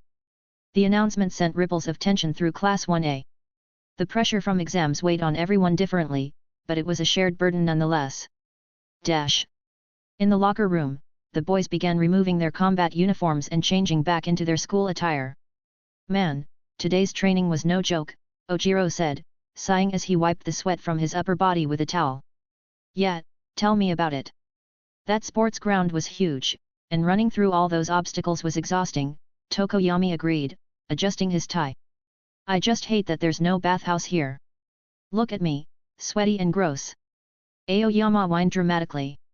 Mobility's clearly a weak point for me, Kirishima added with a shake of his head. That's true, Tokoyami remarked. But Tetsu's quirk compensates for that perfectly. His teleportation makes up for what he lacks in brute strength and speed. Right. If Tokoyami hadn't mentioned it, I would have completely forgotten about Tetsu's teleportation. Kaminari nodded, realizing Tokoyami had a point. Bakugo and Kirishima were also paying attention now, Bakugo out of frustration from his previous loss to Tetsu, and Kirishima because of his friendship with him. Tetsu, however, looked uneasy. He glanced toward Kaminari for reassurance, only to find Kaminari just as unsure. Before anything else could be said, Mineta suddenly burst in with a nervous, high-pitched voice. Guys! Midoriya! You've got to see this, I've found something shocking. Come check it out, it's this cave. It looks like something straight out of Shawshank Redemption. Chapter 191, The Magical School. At 3 o'clock in the afternoon, during the 6th period of Hero Basics, the next lesson, Hero Information Studies, was conducted by Class 1A's homeroom teacher, Aizawa. We'll end the lesson here for now. Next, I have some important announcements, Aizawa said as he closed the textbook on his desk. His calm tone immediately sparked a wave of curiosity and tension among the 20 students seated before him. Don't tell me it's another exam. Kirishima muttered internally, already feeling a bit anxious. Back in junior high, his academic performance had been solid. After all, he'd managed to pass UAS written entrance exam, right? But things had changed since enrolling here. After several weeks of classes and a few mock tests, it became painfully clear to him that the limited knowledge he had wasn't enough to keep up. This wasn't just the country's top hero school because of its hero course, the academic standards in every subject were equally rigorous. That realization had turned him from a confident student into someone who now flinched at the very mention of exams. Unfortunately, his fears were spot on this time. A week from now, on Friday, you will have your midterm exam, Aizawa announced coldly, ignoring the collective groans and nervous expressions spreading through the room. I don't want to see anyone in this class failing. His slightly red eyes scanned the class as he spoke, making it clear that he wasn't issuing an empty warning. The sound of a heavy textbook hitting the desk punctuated his statement, and with that, Aizawa turned, opened the classroom door, and left. Dash. The school bell rang moments later, breaking the tense silence in the room. The familiar sound quickly dispelled the heavy atmosphere, bringing a collective sigh of relief from the students. Whew. Mina Ashido exhaled deeply, patting her chest. Even though I've kind of gotten used to it by now, every time Mr. Aizawa speaks, I can't help but feel nervous. It's his aura, Kaminari thought to himself. Before, he hadn't been able to put his finger on it, but now he was certain. He'd sensed something akin to spiritual pressure emanating from their teacher. It's like he's merged his spiritual energy with his natural presence, amplifying his influence on others. Reflecting on this, Kaminari realized it was somewhat similar to Conqueror's haki from One Piece. However, Aizawa's aura wasn't strong enough to knock people unconscious or physically damage objects, it was more about psychological pressure. Dash. Kaminari, Kyoka. Just as the students began packing their things and preparing to head home, Momo's voice called out, stopping the two in their tracks. What's up? Kaminari and Kyoka turned to her with puzzled expressions, and Kaminari added with a faint smile, if this is about tutoring, I'm afraid it'll have to wait until tomorrow. I need to head home early today, family stuff, you know how it is. His expression shifted slightly, betraying his exhaustion. It had been a long day, and on top of that, he hadn't slept the night before, leaving him with little energy to take in any extra information. I understand, Momo replied with a warm smile. But that's not why I stopped you. Oh. Both Kaminari and Kyoka exchanged glances, now even more curious. It's about the band, Momo continued. As soon as she said this, the two realized their guess had been spot on. However, this only deepened their confusion. What could have happened with the band? I received a performance invitation yesterday, Momo explained. And don't worry, I remember what you told me before about avoiding commercial gigs during school. But after reading the details and conducting a little investigation, I believe this is something we should consider. Kaminari raised an eyebrow, intrigued. Go on. Kyoka, twirling one of her headphone jacks between her fingers, also focused on Momo, waiting for her explanation. The invitation comes from Sifu Elementary School, a private institution in Tokyo with a history of 134 years, Momo began. The invitation was sent by the current principal, Takashima Nagasaki. He reached out because he wants to fulfill a promise his late father made to the school's children. Her tone softened, and a hint of sadness crept into her expression as she continued. Takashima Nagasaki's father, the former chairman and principal of Sifu Elementary, passed away a week ago from a heart attack. He was only 74. Both Kaminari and Kyoka nodded silently, acknowledging the tragedy. A month before his death, Mr. Takashima had stepped down from his position as chairman and delivered a farewell speech to the students and staff. During that speech, he made a promise to invite our band, specifically Kaminari Denki and Jiro Kyoka, to visit the school and perform for the children. Momo paused to let this sink in before adding, he made this promise because all 513 students and staff members at Sifu Elementary are huge fans of Pokemon. With that, she pulled out her phone and began scrolling through the photos she'd gathered. "Take a look at this," she said, holding the phone out to Kaminari and Kyoka. The first photo showed a classroom, but every surface in the room, desks, chairs, the podium, the clock, the floor, even the trash cans, was adorned with Pokemon designs. Before Kaminari could react, the photo switched to the next slide, revealing an outdoor playground. Once again, the entire area was themed around Pokemon. The soccer goals were shaped like Grimer with their mouths wide open, while the basketball court featured two towering Charizards holding brazier-shaped hoops. Over the next minute, Momo showed them a series of 20 photos, each depicting different parts of the school. From the cafeteria to the bathrooms, every corner of Qingfeng Elementary had been transformed into a Pokemon-themed wonderland. This is insane! Kaminari finally exclaimed, struggling to find the right words. Beside him, Kyoka was completely dumbfounded, unable to form a response. "I thought it was an exaggeration at first too," Momo admitted, "but after confirming it with my investigation, it's clear that every classroom, actually, every part of the school, has been decorated like this. It was all done in just 2 weeks following the premiere of the Pokemon anime. The late Mr. Takashima used his month-and-a-half vacation to oversee the entire transformation personally. According to his son, Principal Takashima Nagasaki, his father did it all for one simple reason: to make the children happy." Chapter 192, Identity Exposed. Well, it does seem that all these Pokemon decorations have drawn more students to enroll in the school. From a practical perspective, it's a good strategy, though I doubt an elderly man like Takashima was thinking about it that way, Kaminari remarked thoughtfully. "Did they get authorization?" he asked suddenly, his tone sharp and direct. While private individuals don't necessarily need authorization to use cartoon images as long as there's no intent to profit, private schools using them as a branding tool or feature typically do. He didn't mean to detract from the old man's heartfelt efforts, but rules were rules, and this was a significant matter.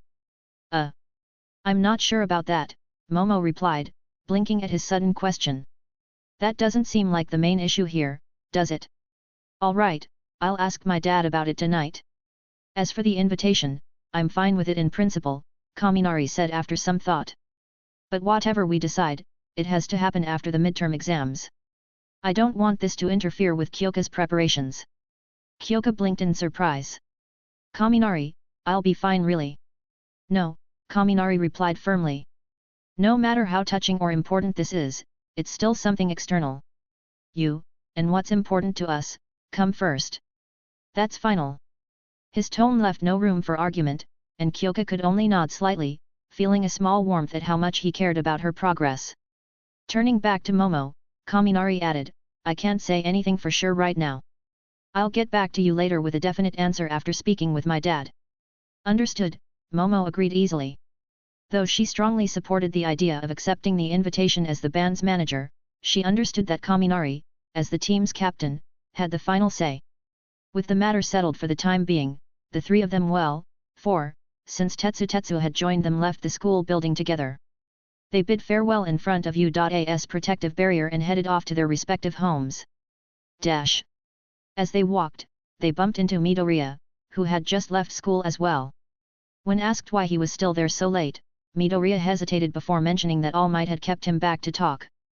He didn't elaborate on the details, but Kaminari couldn't help noticing the solemn expression on his face. Once they boarded the Shinkansen, Kaminari leaned against the window and looked out at the bustling platform. After a moment of thought, he softly asked Tetsu, "What do you think of Midoriya?" "Midoriya?" Tetsu repeated, caught off guard by the question. "Honestly, I didn't like him at first.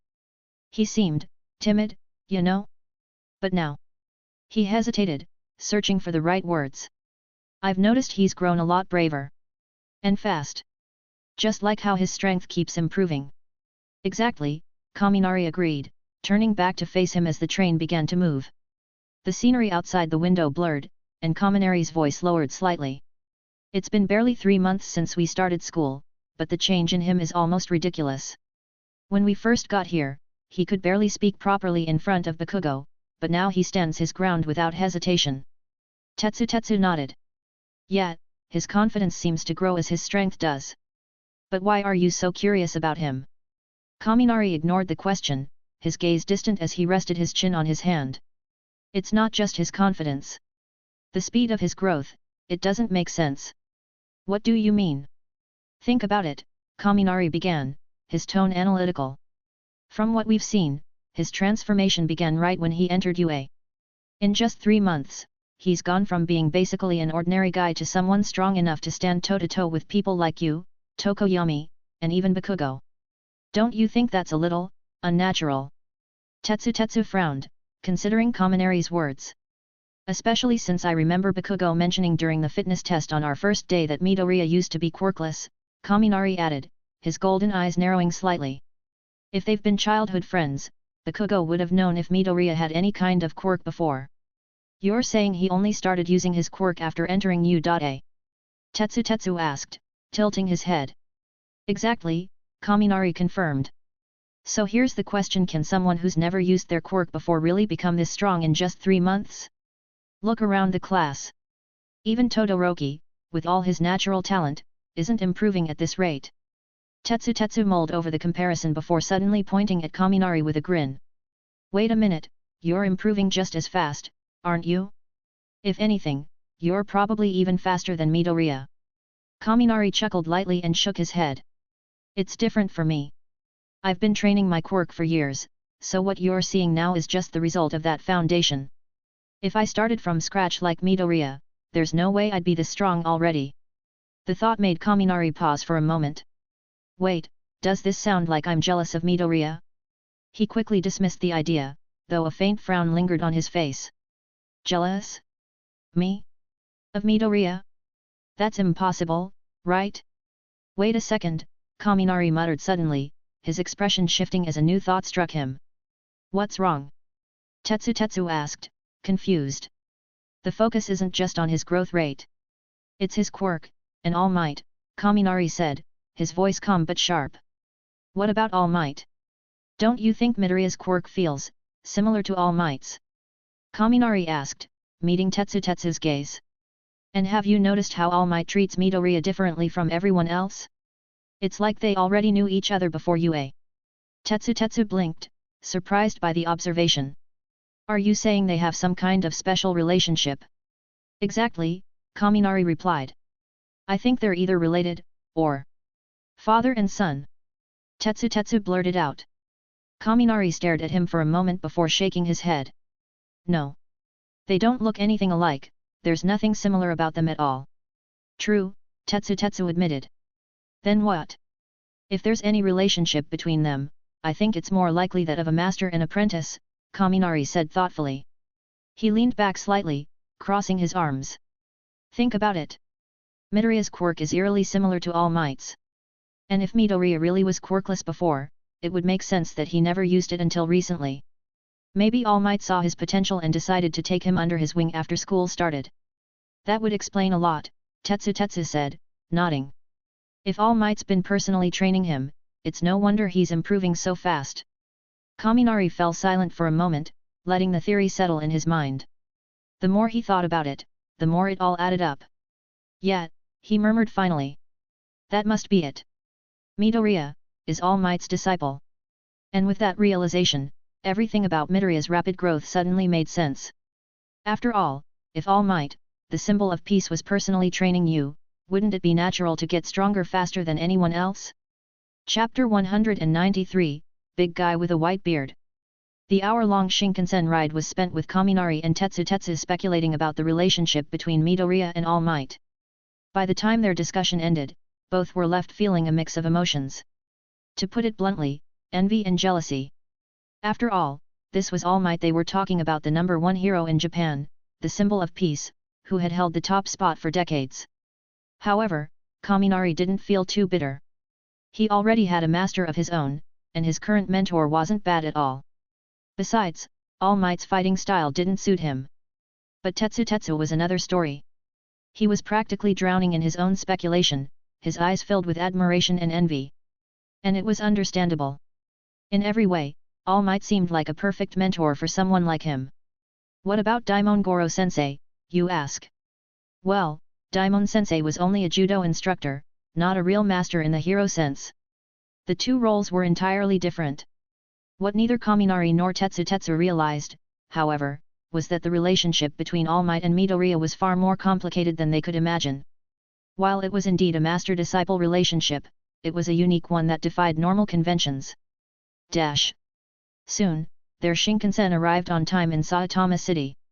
After walking together for a bit, Tetsu and Kaminari parted ways at an intersection. Tetsu had to head to his judo dojo for training, despite Kaminari's suggestion that he take a break after not sleeping the previous night. But the stubborn Tetsu refused, saying, "It's just one night without sleep, that's no reason to skip."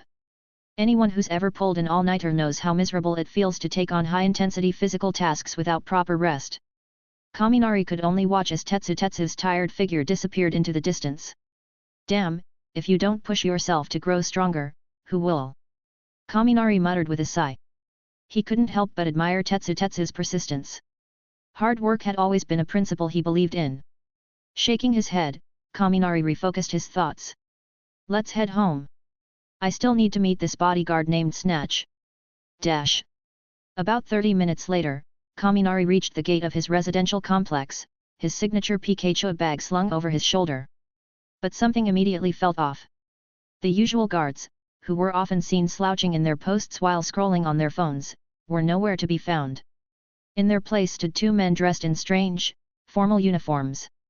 Not only that, but the entrance was surrounded by unfamiliar equipment, several pieces of tech he didn't recognize, though he could easily identify at least two as cameras. Did they move an entire police station here? Kaminari glanced toward the guard room and found two uniformed police officers stationed inside. Even the old guard room sign had been replaced with one that read police room, complete with a shining police badge. Oh, and they even brought a patrol car. Under the watchful gaze of two pro-heroes, two police officers, and multiple cameras, Kaminari walked silently into the complex. Sure enough, a police car was parked in the nearby lot. "Dad, how much did all this cost?" Kaminari thought to himself as he scanned the area. Is this what they mean by money makes the world go round? Unbeknownst to Kaminari, this wasn't entirely about money. While wealth could get you far, getting the police this involved required more than just cash, it required influence. In this case, the Mitsui family and the Yaeyorozua family had discreetly offered their support, ensuring everything went smoothly. They didn't spend a dime themselves, but their involvement ensured that Kaminari's father had all the resources he needed. As Kaminari approached the building where his family lived, he suddenly stopped and closed his eyes. He wanted to get a sense of how many people were in the complex now, especially the newcomers. It was, after all, where his family lived, he needed to be thorough. In a matter of seconds, an invisible electrical pulse spread from Kaminari's position, rippling outward. The world in his mind expanded, growing clearer as dozens of presences appeared. Most of them were professional heroes, stationed strategically around the complex. Some patrolled their designated routes, while others remained hidden, ready to respond at a moment's notice. 4, 6, 12, 15, 20, 21, Kaminari counted silently. 21 professional heroes and 6 police officers. The 2 policemen standing at the automatic door to his building seemed to notice him. Kaminari must have looked strange, standing still with his eyes closed. The officers exchanged a quick glance and nodded to each other. One of them stepped forward cautiously, a gentle smile on his face. "Hey, you okay there, kid?" At the same time, the other officer stayed back, his hand resting near his waist just in case. Although they recognized Kaminari, their primary mission was to ensure his family's safety. And in a world of quirks, you couldn't take anything for granted. "It's nothing," Kaminari said, opening his eyes and smiling. "I just didn't get much sleep last night. A bit exhausted, that's all." He chuckled lightly, noticing their professionalism, and added, "But seeing all of you here makes me feel safe. I think I'll finally get a good night's sleep." "Thank you." The 2 officers blinked in surprise, clearly not expecting such a polite response from a wealthy kid. A moment later, they broke into wide grins. "Ha ha ha, no problem, kid," one of them said cheerfully. "You can relax, we'll make sure you don't have to worry about a thing." "That's right," the other added with a grin, thumping his chest. "If any of those scumbags try anything, they'll have to get through me first. Dash. With a quick thank you, Kaminari stepped through the automatic door and entered the building. After riding the elevator up, he finally reached his apartment. Beep, beep, beep, beep, beep, beep. Pika pika. The electronic lock chimed, and the familiar Pikachu-themed doorbell sounded. A moment later, the door swung open. But instead of being greeted by his mother or father, Kaminari found himself face to face with a serious-looking man. He was middle-aged, with sharp features and a pair of striking, upturned white mustaches reminiscent of a certain Whitebeard. You must be the sand hero, Snatch. Kaminari asked, quickly piecing things together. He offered a polite smile, closing the door behind him. The man nodded slightly, though his expression remained stern.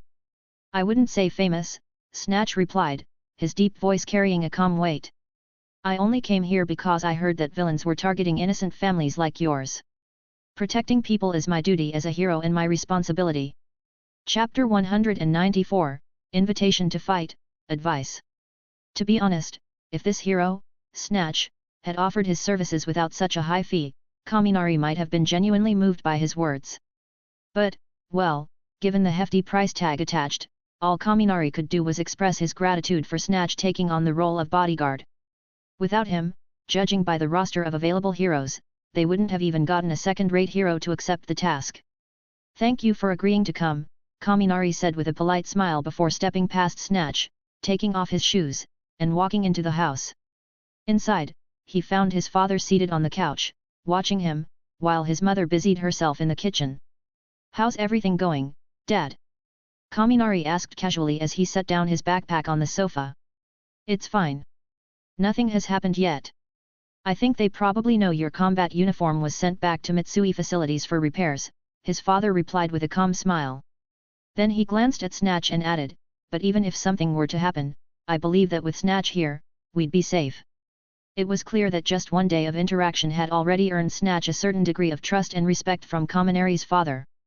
Snatch's serious demeanor, his sense of justice, and his composed yet stern presence gave off a powerful sense of reliability. Where does Mr. Snatch live? Kaminari asked after sitting across from his father, curious about the hero's accommodations. After all, as a personal bodyguard, Snatch needed to stay nearby, but living in the same house would have been far too intrusive. I bought the house next door, his father said, his tone completely matter-of-fact. It wasn't surprising, considering Kaminari's father had already covered the costs of beefing up security for the entire residential complex. Compared to that, buying a house was barely worth mentioning. Although the past couple of days had involved a significant amount of spending, his father didn't seem to mind. As long as it kept the family safe and peaceful, he was willing to pay any price. Dash. Dinner's ready. Kaminari's mother called softly from the kitchen. All right, focus on your studies and leave the rest to us, Kaminari's father said as he stood up. Then, turning to Snatch, he smiled warmly.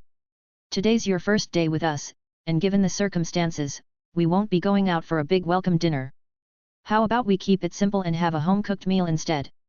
Thank you. I'd be happy to join you, Snatch replied without hesitation, his tone straightforward.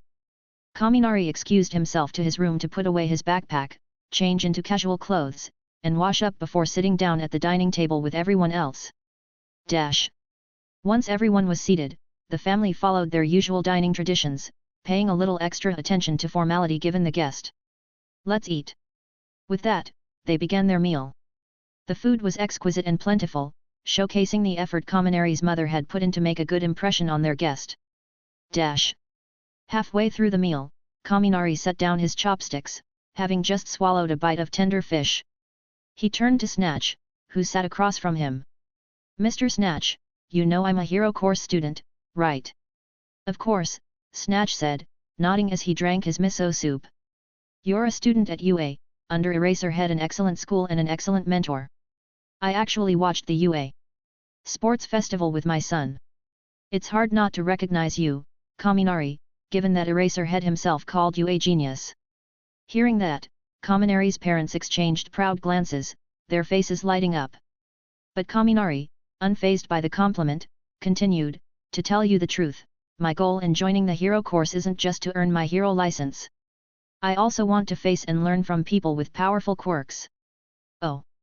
Snatch paused, lowering his chopsticks, his expression slightly curious. I read up on your quirk yesterday. It lets you turn your body into sand, right? That's fascinating, and I'm really interested in it, Kaminari said, his tone genuine. What exactly are you getting at? Snatch asked, now looking at Kaminari more carefully. Even Kaminari's parents were caught off guard by their son's sudden interest. If possible, I'd like to ask you for some guidance, Kaminari said sincerely. Although I get a lot of combat training at UA, most of it is against my classmates. It would mean a lot to me to learn from someone with real-world experience. Kaminari's eyes sparkled with an almost childlike eagerness, making his request seem less like a challenge and more like an admirer approaching a respected figure. Snatch hesitated. He didn't think Kaminari was trying to provoke him after all. What adult would take a 15-year-old's polite request as a challenge? Instead, his hesitation came from a logistical issue. Where could they possibly conduct such a sparring session? Kaminari was still a student and wasn't allowed to use his quirk freely outside of school grounds. The real question is where we could do it, Snatch said finally, frowning slightly. At that moment, Kaminari's father, who had been quietly observing, chimed in, if we had more time, I'd build a training gym just for Kaminari. But for now, let's see what he has in mind. As for the venue, Kaminari said, his face lighting up with excitement, I can ask Midnight Sensei if we can use the training facility at her hero office. Most smaller hero offices didn't have dedicated training spaces, but large, established offices often had one or more. Kaminari was confident that Midnight's office would have such a facility. That works, Snatch agreed with a nod. But the timing will depend on when I'm not needed here. My priority is still protecting your family. Of course, Kaminari said quickly before turning to his father. What do you think, Dad? The day after tomorrow works. I'll be staying home that day anyway. But, his father added with a grin, you have to live stream the sparring session for us. It'll be entertaining to watch. Deal. Kaminari glanced at Snatch for confirmation. Sounds good to me, Snatch replied. If it helps your family trust me more, I'm all for it. He wasn't just being accommodating. As someone who had taken on bodyguard missions before, Snatch understood the importance of trust between a client and their protector. Misunderstandings during emergencies, such as disagreeing on where to go, could lead to disastrous outcomes. By sparring with Kaminari and showing the family his abilities, he hoped to build a stronger bond of trust with them. From Kaminari's perspective, Snatch's willingness to spar was reassuring, but it also raised his curiosity. How strong is he, really? While Snatch's dedication and professionalism were commendable, Kaminari couldn't help but wonder, does his strength match his will? Regardless, Kaminari was looking forward to their sparring match and sincerely hoped Snatch could overwhelm him with ease. It would be far more comforting to have someone truly powerful as his family's protector. Chapter 195, All Might Takes Action. The dinner ended around 8 o'clock in the evening, and Snatch had already returned to his new home next door. The Kaminari family gathered in the living room around the coffee table, enjoying the fruit platter Kaminari's mother had prepared while chatting and watching TV together. Well, it's a good thing the Pokemon franchise became such a massive hit, Kaminari's father said with a lingering sense of relief as the family watched a replay of the Pokemon anime on TV. Otherwise, with the state of our company back then, we would have been completely wiped out. His gaze shifted to his son, softening with pride. And to think, it all started with the Pikachu you created. Yeah, Kaminari's mother chimed in, smiling fondly. I still remember the day you first drew Pikachu with your colored pens. Hearing this made Kaminari feel warm and content. Being able to help his family in such a significant way was something he truly cherished. But the mention of Pokemon reminded him of what Momo had told him earlier in the day. By the way, Dad, I need to ask you something. It's about this. Kaminari quickly summarized the situation with Sifu Elementary School and showed his parents the photos Momo had sent him. Wow, this school is stunning! His mother exclaimed, flipping through the pictures. It doesn't even feel like a school, it's like a Pokemon theme park. But while his mother was full of praise, Kaminari's father frowned slightly, his expression becoming more serious as he studied the photos. This kind of large-scale use of Pokemon branding would require proper authorization. If they did apply for it, the matter would have gone through me personally, he said firmly. But Kaminari raised an eyebrow, sensing hesitation in his father's tone. But I haven't seen anything, his father stated. Kaminari's expression turned thoughtful. This was a bit tricky. By all rights, they should demand that Sifu Elementary School rectify the situation immediately. But, looking at the pictures again, Kaminari couldn't ignore the pure joy on the faces of the children under 10 years old. Each of them looked genuinely excited and happy, their love for Pokémon shining through every frame. Could we ask them to retroactively apply for authorization? Kaminari suggested after a moment. He didn't want to be the one to ruin the children's happiness, especially if Takashima's intentions were truly selfless, as Momo had explained. That's an option, his father replied after some thought. But it'd be best to visit the school and speak with them directly before making a decision. Kaminari nodded in agreement. His father clearly understood his son's reluctance to take away what had become a paradise for the kids.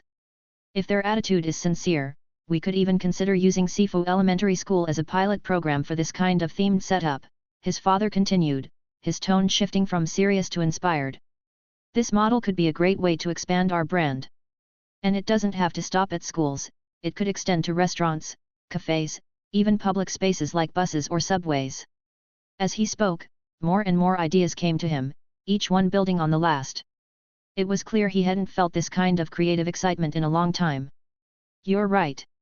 It's not just profitable, it's fantastic advertising. Kaminari said, slapping his thigh in excitement. He couldn't believe he hadn't thought of it sooner. After all, in his previous life, themed restaurants, subways, and cafes inspired by anime like One Piece and Naruto had been wildly popular. Kaminari's mother watched her husband and son brainstorm with a content smile. The sight of them discussing such a bright future together filled her with happiness. At that moment, the family's worries about villains seemed to fade away, replaced by a shared vision of a hopeful future.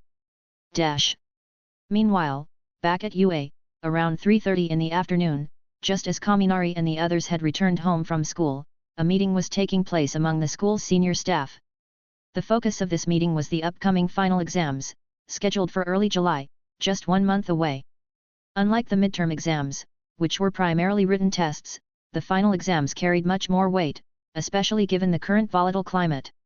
Principal Nizu started the discussion, his small, sharp voice cutting through the room. Given the recent reports of the hero killer Stain's collusion with the League of Villains, we must consider the possibility that villain activity will escalate, he said, addressing the room. While it's always preferable to eliminate threats before they arise, our primary responsibility as a school is to ensure our students are prepared for any situation. The third-year Class A teacher, Sniper, nodded and offered his opinion. Considering the increasing intensity of battles with villains in the current social climate, I feel it's time we re-evaluated the use of robots in combat training. They lack the realism students need. He continued, the original purpose of using robots was to avoid the backlash from parents who didn't want their children using their quirks to harm others during exams. But I think it's time we moved past that. Aizawa, seated beside the principal, nodded in agreement. Those complaints were never more than hollow criticisms, he added bluntly. However, Midnight raised a hand to offer a different perspective. Even so, we can't just dismiss those concerns outright, she said. The Cementos teacher chimed in hesitantly, I understand the rationale for changing the exam structure, but asking students to face off against teachers in combat feels excessive. I agree, added 13. Yeah, I mean, what if we defeat them too quickly? It won't leave much room for them to earn points, Present Mike joked, gesturing dramatically with his fingers. Aizawa turned to the principal. What do you think? Principal Nizu crossed his arms and closed his eyes, his ears twitching slightly as he thought. I fully support changing the content of the practical exam, he said after a moment. He opened his eyes and smiled. If we want to prevent our students from being in danger in the future, we need to focus on one thing, strengthening them now. His words carried a weight that silenced any remaining doubts among the teachers present. With the principal's approval, Aizawa began reviewing the proposed exam groups. Picking up a stack of documents from the table, he addressed the room. Let's start with Kaminari Denki, he said. He's almost flawless, his combat skills and adaptability are exceptional. But because of his strength, he tends to rely on overwhelming force to win. Shoto Todoroki has a similar issue, Aizawa continued. After discussing with the principal, we decided we want to see how they perform when they're unable to rely on brute strength and are placed in situations of clear disadvantage. He then turned to All Might, who was seated in the back row on the left side of the room, currently in his thin form. So we've decided that All Might will oversee their exam, Aizawa announced. Chapter 196, Sis and Momo. The original plan was for me to oversee Todoroki and Kaminari. With my quirk, I could erase theirs, forcing them to experience combat without their powers and understand what it's like to lose their abilities, Aizawa explained, glancing down at the profiles for Kaminari and Todoroki on the table in front of him. But I vetoed that idea, Principal Nizu interjected, smiling as he clarified his reasoning. Rather than suppressing them by taking away their quirks, I believe it's more impactful to let them unleash their full strength and still be overpowered. The latter would leave a much deeper impression on those two geniuses. Understood, Aizawa replied, narrowing his eyes slightly before turning to All Might. And among us teachers, you're the only one who can crush them with overwhelming strength while holding back enough to ensure their safety. Aizawa paused and added, originally, though, I had planned for you to take charge of Midoriya and Bakugo. Hey! All Might's eyebrows furrowed in confusion. It wasn't because of their abilities or accomplishments, Aizawa clarified. It was purely because of their rocky relationship. The room grew quiet as Aizawa's tone turned more serious, and his gaze at All Might became sharper. You seem to have a particular fondness for Midoriya. I thought having you guide him would be valuable. However, with Kaminari and Todoroki requiring special attention, I'll handle Midoriya and Bakugo myself. All Might blinked, his expression slightly stiff. Aizawa-kun sees right through me, he thought to himself. Does it really show that I care so much about young Midoriya? Dash. The next student is Momo Yaeorozu, one of our recommended students this year, Aizawa said, shifting his attention as he pulled out her file. In terms of versatility, her quirk is arguably the most balanced in Class 1A. She also possesses a remarkable level of intelligence. However, her ability to make on-the-spot decisions and apply that intelligence in unpredictable scenarios is still lacking. He closed the file and turned to Principal Nizu. So, I've decided that someone with a high IQ like yourself should take charge of mentoring this high IQ young lady. No objections. The other teachers chimed in unanimously. Dash. As for Tetsu, the current plan is to pair him with Kirishima and have them face the cement toss teacher, Aizawa continued. However, he paused and glanced over at cement toss. But there's something worth considering. All Might recently reported that Tetsu has developed a new skill that allows him to move at extremely high speeds in short bursts. Cement toss frowned thoughtfully. Can I see what this move looks like first? Of course, Aizawa said. He pulled out a remote control and pressed a button, dimming the lights in the conference room. A projection screen lit up on the wall, displaying footage of Tetsu using the technique during a recent exercise. Dash. Whoa, cool.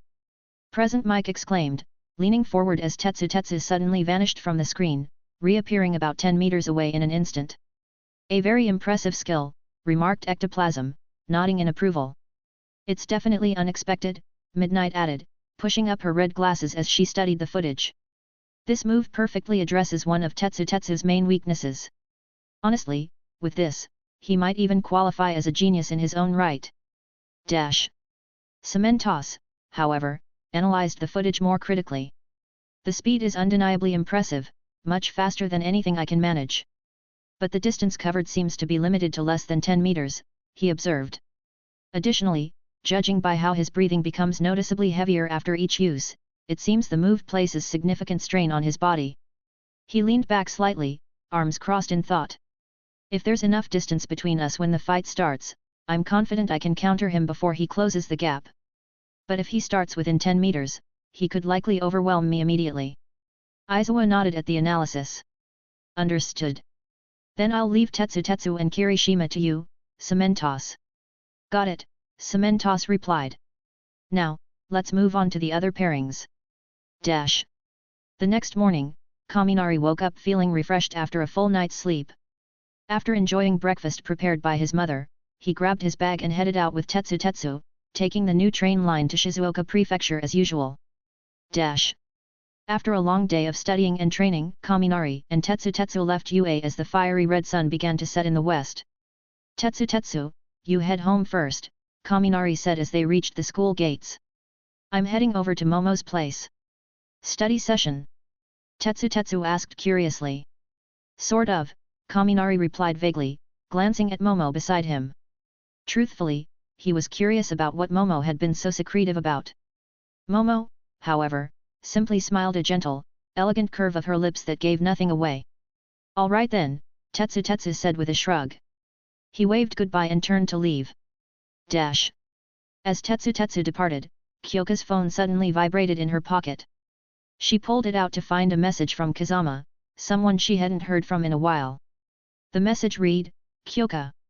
I've discovered something incredible about my quirk. I'll head over to your place in 10 minutes to show you. Kyoka? Kyoka. Hearing her name, Kyoka looked up from her phone to see Kaminari calling to her from beside a luxury car. Haha, why are you spacing out? I've been calling you for a while, Kaminari teased with a laugh, amused by her distracted expression. She's so cute when she does that, he thought to himself. But hey, stay safe on your way home, he added with a wave before stepping into the car, which slowly drove off into the distance, leaving Kyoka standing there with a blank expression. Yet. I will, Kyoka muttered softly as she watched the tail lights disappear. She then turned and began heading home. Dash.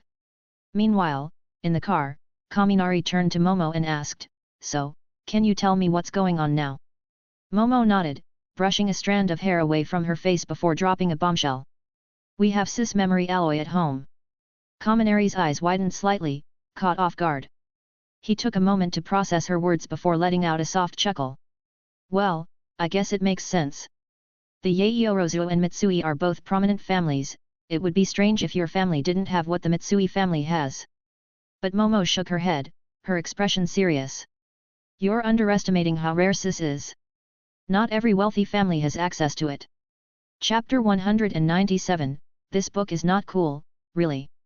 So, do you know if there's anything else special about this cis memory alloy besides it being so rare?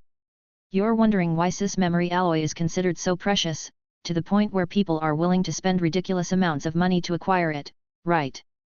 Momo smiled faintly, the corners of her lips curving upward. The answer is simple, its value exceeds $50 million, far exceeding that, actually. That much? Kaminari was about to follow up with another question, but Momo interrupted him, continuing without pause. But why is it worth so much? Yet. Kaminari nodded. Of course, he knew some properties of cis memory alloy, but it didn't seem like anything extraordinary to him. He recalled that in the Marvel Universe, there were metals like adamantium, nearly indestructible, and vibranium, capable of absorbing kinetic energy. Those materials were rare in their respective worlds and boasted incredible properties, but even so, they didn't seem so exaggerated that people would go to war over them. Or maybe they did. Did something like that happen, and he just wasn't aware of it? It wasn't impossible. After all, in his previous life, he'd been a casual fan of comics at best. He wasn't someone who deeply explored the lore of Marvel or anything like that. It's because several major countries have been secretly acquiring cis memory alloy in large quantities for decades now. At this point, Momo's expression shifted slightly. Her usual composed demeanor gave way to a more serious and cautious look, as though she were describing something out of a nightmare. Major countries. Hearing this, Kaminari immediately thought of three countries: Russia, the United States, and China. Those seemed like the most obvious guesses, so he spoke up. Yeah, those three. Momo nodded. But as for why they've been collecting so much cis memory alloy, my father will explain it to you in detail later. Your father? Yaeorozu Manchi, the patriarch of the Yaeorozu family. Kaminari's voice rose in surprise, his astonishment evident. Momo pursed her lips slightly, looking a little self-conscious. Yes. Father said he wanted to meet you. For some reason, she felt unexpectedly nervous, as though she were introducing a boyfriend to her parents. Although she had already interacted with Kaminari plenty of times before, their families had always avoided any direct meetings. This time, however, her father had specifically asked to see him. It was impossible not to overthink the implications. Kaminari, on the other hand, wasn't overthinking it in that direction at all. His mind was focused entirely on the prospect of meeting Momo's father. In just a few months, would he really have met not one but two heads of top-ranking wealthy families? Dash. About 40 minutes later, Kaminari arrived at the Yaeorozu estate again, seated in a luxurious car. By now, he was quite familiar with the place. But soon, Momo led him to an area he hadn't been to before. He couldn't help but ask, "Hey, we're not going to the library or the hall this time." "Not this time. Father asked me to bring you to the living room." Momo answered naturally, not slowing her pace. "All right then." Kaminari shrugged casually. It had to be said, this estate was truly massive. He'd only ever visited the main hall and library before, never exploring much beyond that. Now, as he walked through the inner grounds, he couldn't help but admire the scenery. It was undeniably beautiful, with vibrant greenery, rare flowers, fountains, and elaborate statues decorating the path. "Wow," Kaminari muttered, looking around. "I've heard that the Japanese are known for their garden designs, but this is really next level." That said, the Yaeorozu family clearly leans more Western in their tastes. Hey. After walking for what felt like 6 or 7 minutes, Momo finally brought him to a smaller courtyard nestled within the estate. This area was distinctly Western in its architectural style. "Father!" Momo's voice rang out as she spotted a middle-aged man in a casual suit not far away. She quickly walked over to him, her tone warm. Then, turning to Kaminari, she introduced him with composure. "This is Kaminari Denki, the leader of the precarious band." "Hello, sir." Kaminari greeted him politely without hesitation. But beyond that, he wasn't sure what else to say. After all, how do you even begin a conversation in a situation like this? "Haha, hello there." Yaeorozu Manshi's voice was warm, his demeanor gentlemanly. He carried himself with the grace of an English aristocrat, though there was an undeniable air of authority beneath his pleasant tone. "Come, have a seat. Let's chat." "Thank you, sir." Kaminari nodded and sat down next to Momo without fuss. Why stand when you could sit comfortably? That said, he was feeling a little nervous deep down. The tension eased somewhat when a server in a sharp black suit and 2 maids in classic uniforms approached, setting down cups of steaming black tea in front of them. "This tea?" Kaminari blinked at the delicate teacup in front of him, instinctively sniffing the aroma wafting from the tea. It wasn't just him being dramatic, the scent was genuinely captivating, so calming that it felt almost magical. "This is Gold Tips Imperial," Momo said, picking up her teacup and inhaling the aroma with a satisfied look. "It's considered one of the finest black teas in the world. Among tea enthusiasts, it's even called Phantom Black Tea." Then, glancing at her father, she added with mild surprise, "I didn't expect you to serve this tea today." Typically, even distinguished guests at the Yaeorozu estate were served high-end Royafiash tea. This Phantom Black Tea, on the other hand, was something even Momo had only tasted 5 times in her entire life. Yaeorozu Manshi sipped his tea calmly before setting his cup down. "Let's set aside the tea for now and talk about the main reason I wanted to see you, Sis Memory Alloy." "Sir, I've already learned some things about it from Momo," Kaminari said after a moment. "For example, I know that your family owns some Sis Memory Alloy." He paused before joking lightly, "But I don't see how that has anything to do with me." "You're not planning to give me some to make a battlesuit, are you?" "Something like that." Yaeorozu Manshi nodded solemnly. Under Kaminari's shocked expression, he added, "But it wouldn't be for you, it would be for my daughter." "Me?" Momo's eyes widened in surprise. "Yes." Her father sighed softly before continuing. "You want to become a professional hero, don't you? I want to design a battlesuit tailored specifically for your quirk, something that could protect you when using your abilities." He glanced at her seriously. "Your ability is too reliant on teamwork. But what if, one day, you find yourself in a situation where you're on your own?" He leaned back slightly, his expression growing heavier. "We've consulted with more than a dozen well-known equipment designers, but they all agreed our current supply of Sis Memory Alloy is too limited to craft a full battlesuit." Finally, Yaeorozu Manshi turned his attention back to Kaminari. "And that's where you come in. From what we've learned, the battlesuit you designed yourself was good enough to earn recognition from Dr. Tenma."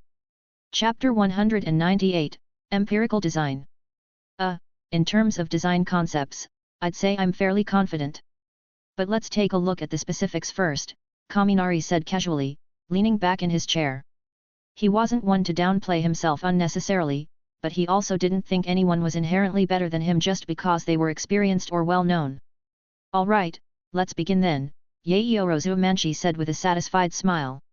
He stood and motioned toward the living room behind them, where everything had already been prepared.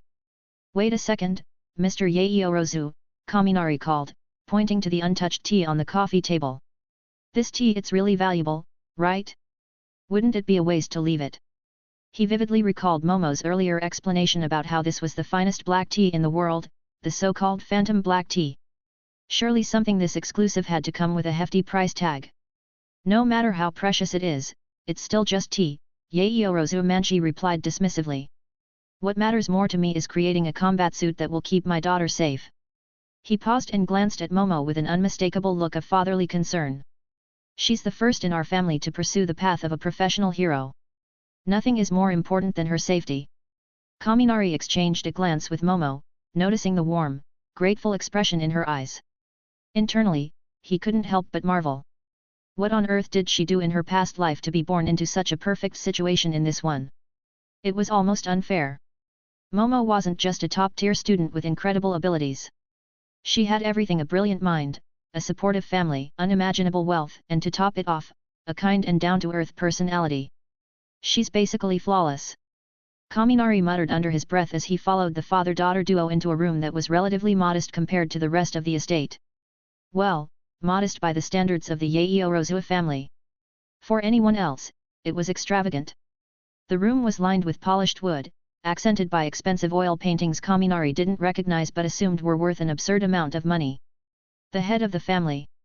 A young man in a crisp suit greeted Yaoyorozu Manchi as they entered. His demeanor was formal and professional, but he didn't smile. Manchi nodded in acknowledgement and took the main seat at the head of the conference table. Kaminari and Momo sat down across from him, waiting for what came next. Let's begin, Manchi instructed. The suited man nodded respectfully, then tapped a hidden console. The lights in the room dimmed, and the surface of the long conference table lit up with a soft golden glow. Moments later, a massive holographic projection materialized above it. We've received a total of 734 submitted design ideas for the combat suit. Among them, we identified 15 as the most viable. As the man spoke, the hologram shifted to display the selected designs. They were neatly organized in rows, each accompanied by detailed specifications. Wow, there are so many! Kaminari leaned forward, scanning the projected designs. The range of concepts was impressive, everything from gloves to boots to accessories. One idea, in particular, caught his attention. It involved creating a full set of jewelry using cis memory alloy. Each piece of jewelry had a unique function: one ring emitted cold air, another generated flames, while a pair of earrings provided communication and surveillance capabilities. The highlight was a sleek, silver-white necklace designed to store and release energy, generating a protective shield in case of an attack. Is that all of them? Kaminari asked, swiping through the holograms and noticing a distinct lack of something. I don't see any designs involving transformation. Isn't the main feature of cis its ability to change form? The jewelry concept was designed by the well-known Dutch designer, Holland, the man in the suit explained. He believes the quantity of cis available is too limited, so instead of focusing on its transformative properties, he opted for designs that maximize its potential in a single form. Limited quantity. Kaminari frowned. Exactly how much cis do you have? Don't tell me it's only enough to make a few pieces of jewelry. It's not that bad, the man replied calmly.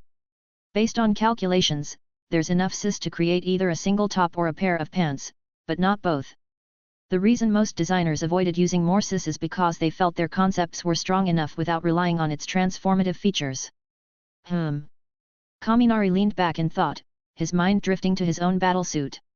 He wasn't entirely sure how much cis it had used in its construction, but considering it could transform into the equivalent of golden armor, it had to be quite a lot.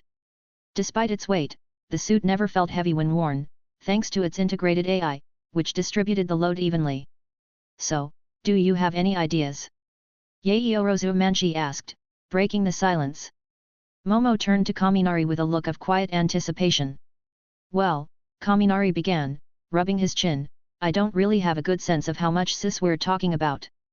Could you show me something more visual? Like, how much material are we actually dealing with? Of course.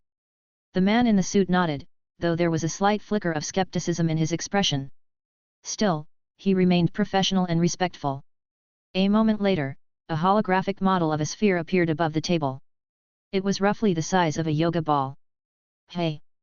Kaminari examined the projection thoughtfully. I do have an idea, but it's not for a traditional combat suit. Actually, I don't think a wearable design would be ideal for Momo. Wait, Momo. Manchi raised an eyebrow.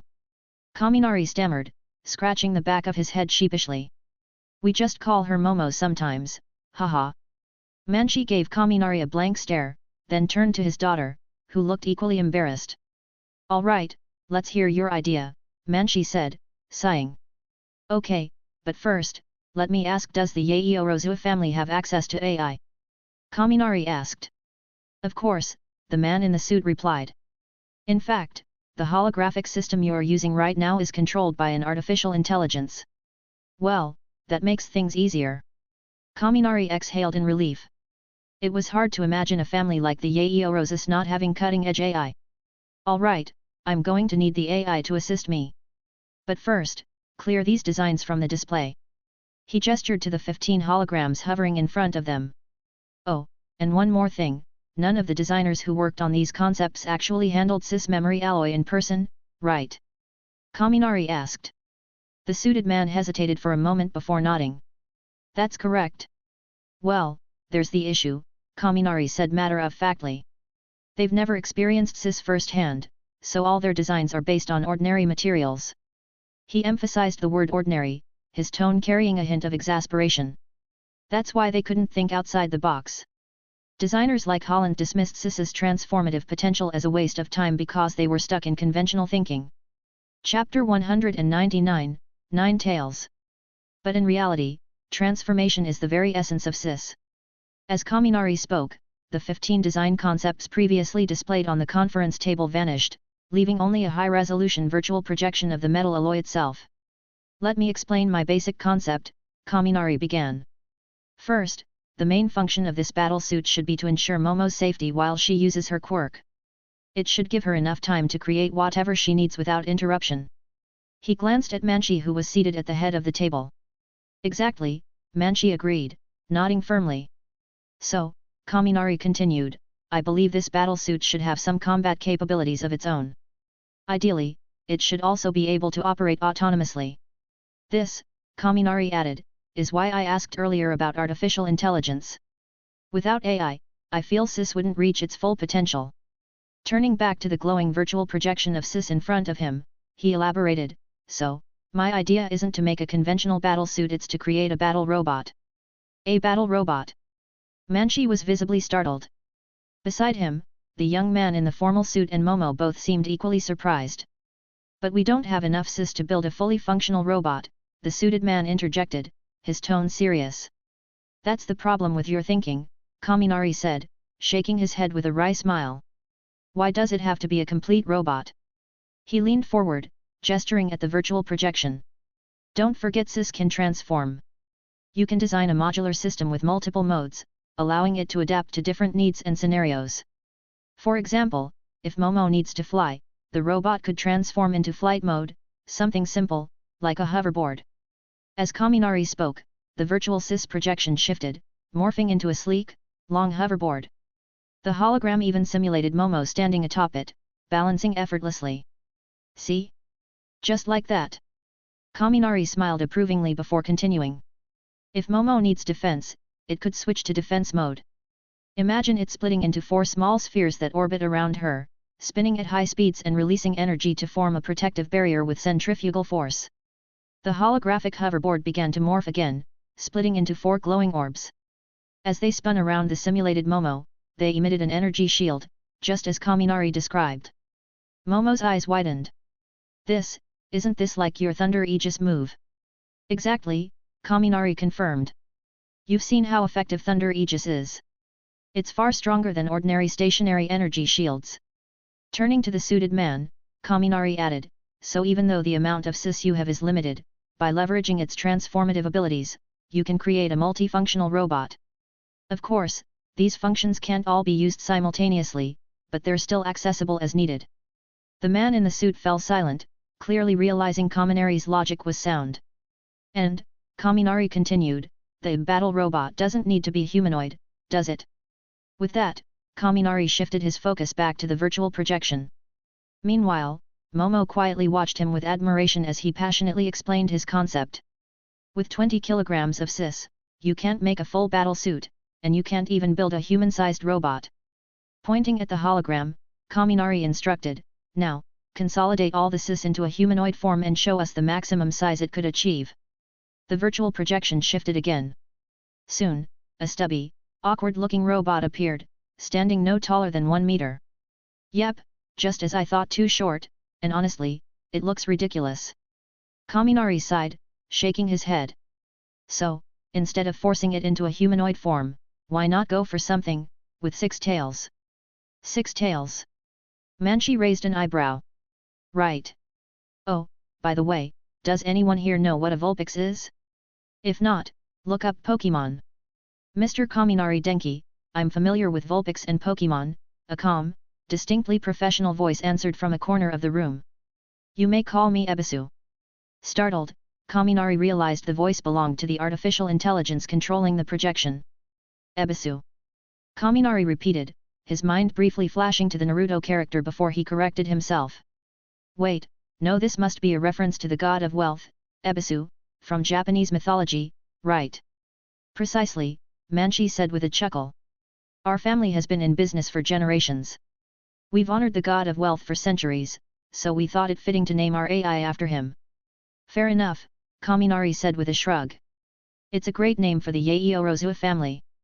Returning his attention to the projection, Kaminari asked, so, how much cis does this Vulpix use? The data appeared instantly above the holographic figure. Height, 0.6 m, weight, 9.9 kilograms. So there's about 10 kilograms left, Kaminari mused. Alright, let's use all of it and make a 9 tails. As soon as he gave the instruction, the virtual Vulpix burst into bright white light. 2 seconds later, the light faded, revealing a majestic, golden-furred 9-tailed fox. Okay, was the whole evolution sequence really necessary? Kaminari deadpanned, rolling his eyes. I'm merely demonstrating my knowledge of Pokemon, Ebisu replied smoothly. Alright, you've made your point, Kaminari muttered. For some reason, Ebisu felt more human than his own AI, Pikachu. This 9 tails is in combat mode, Ebisu explained. The previous smaller form, Vulpix, is standby mode. It's primarily for portability but still retains some combat capabilities and minor functions. Kaminari nodded. Got it. Now, I'll start detailing specific functions. If anything I suggest is outside the Yaeyorozua family's capabilities, let me know right away. Ideas are one thing, but execution is another. His eyes narrowed as he focused on the golden hologram. First up, let's give it a basic fire-breathing ability. For reference, use the flamethrower attack from Pokemon. Technically feasible, Ebisu confirmed, his voice calm and efficient. Oh, right, what about the energy source? Kaminari asked, glancing at the man in the suit. Do you have energy crystals? There are 423 energy crystals in reserve. How many are needed? Ebisu responded before the man could even open his mouth. Just 1 is enough, Kaminari said, stunned by the number. Over 400 energy crystals? My dad struggled to get his hands on just a few. Alright, let's keep going, Kaminari continued. Next is the reconnaissance function, followed by flight mode, and then defense mode. As Kaminari spoke, Momo sat quietly, watching the hologram shift and adapt. A strange thought crossed her mind. Isn't this basically like carrying around a Pokemon? A Vulpix, or maybe a 9 tails? Still, the more she thought about it, the more the idea appealed to her. Well, Momo murmured to herself, a small smile forming on her lips. It actually looks kind of cool. Thanks for listening.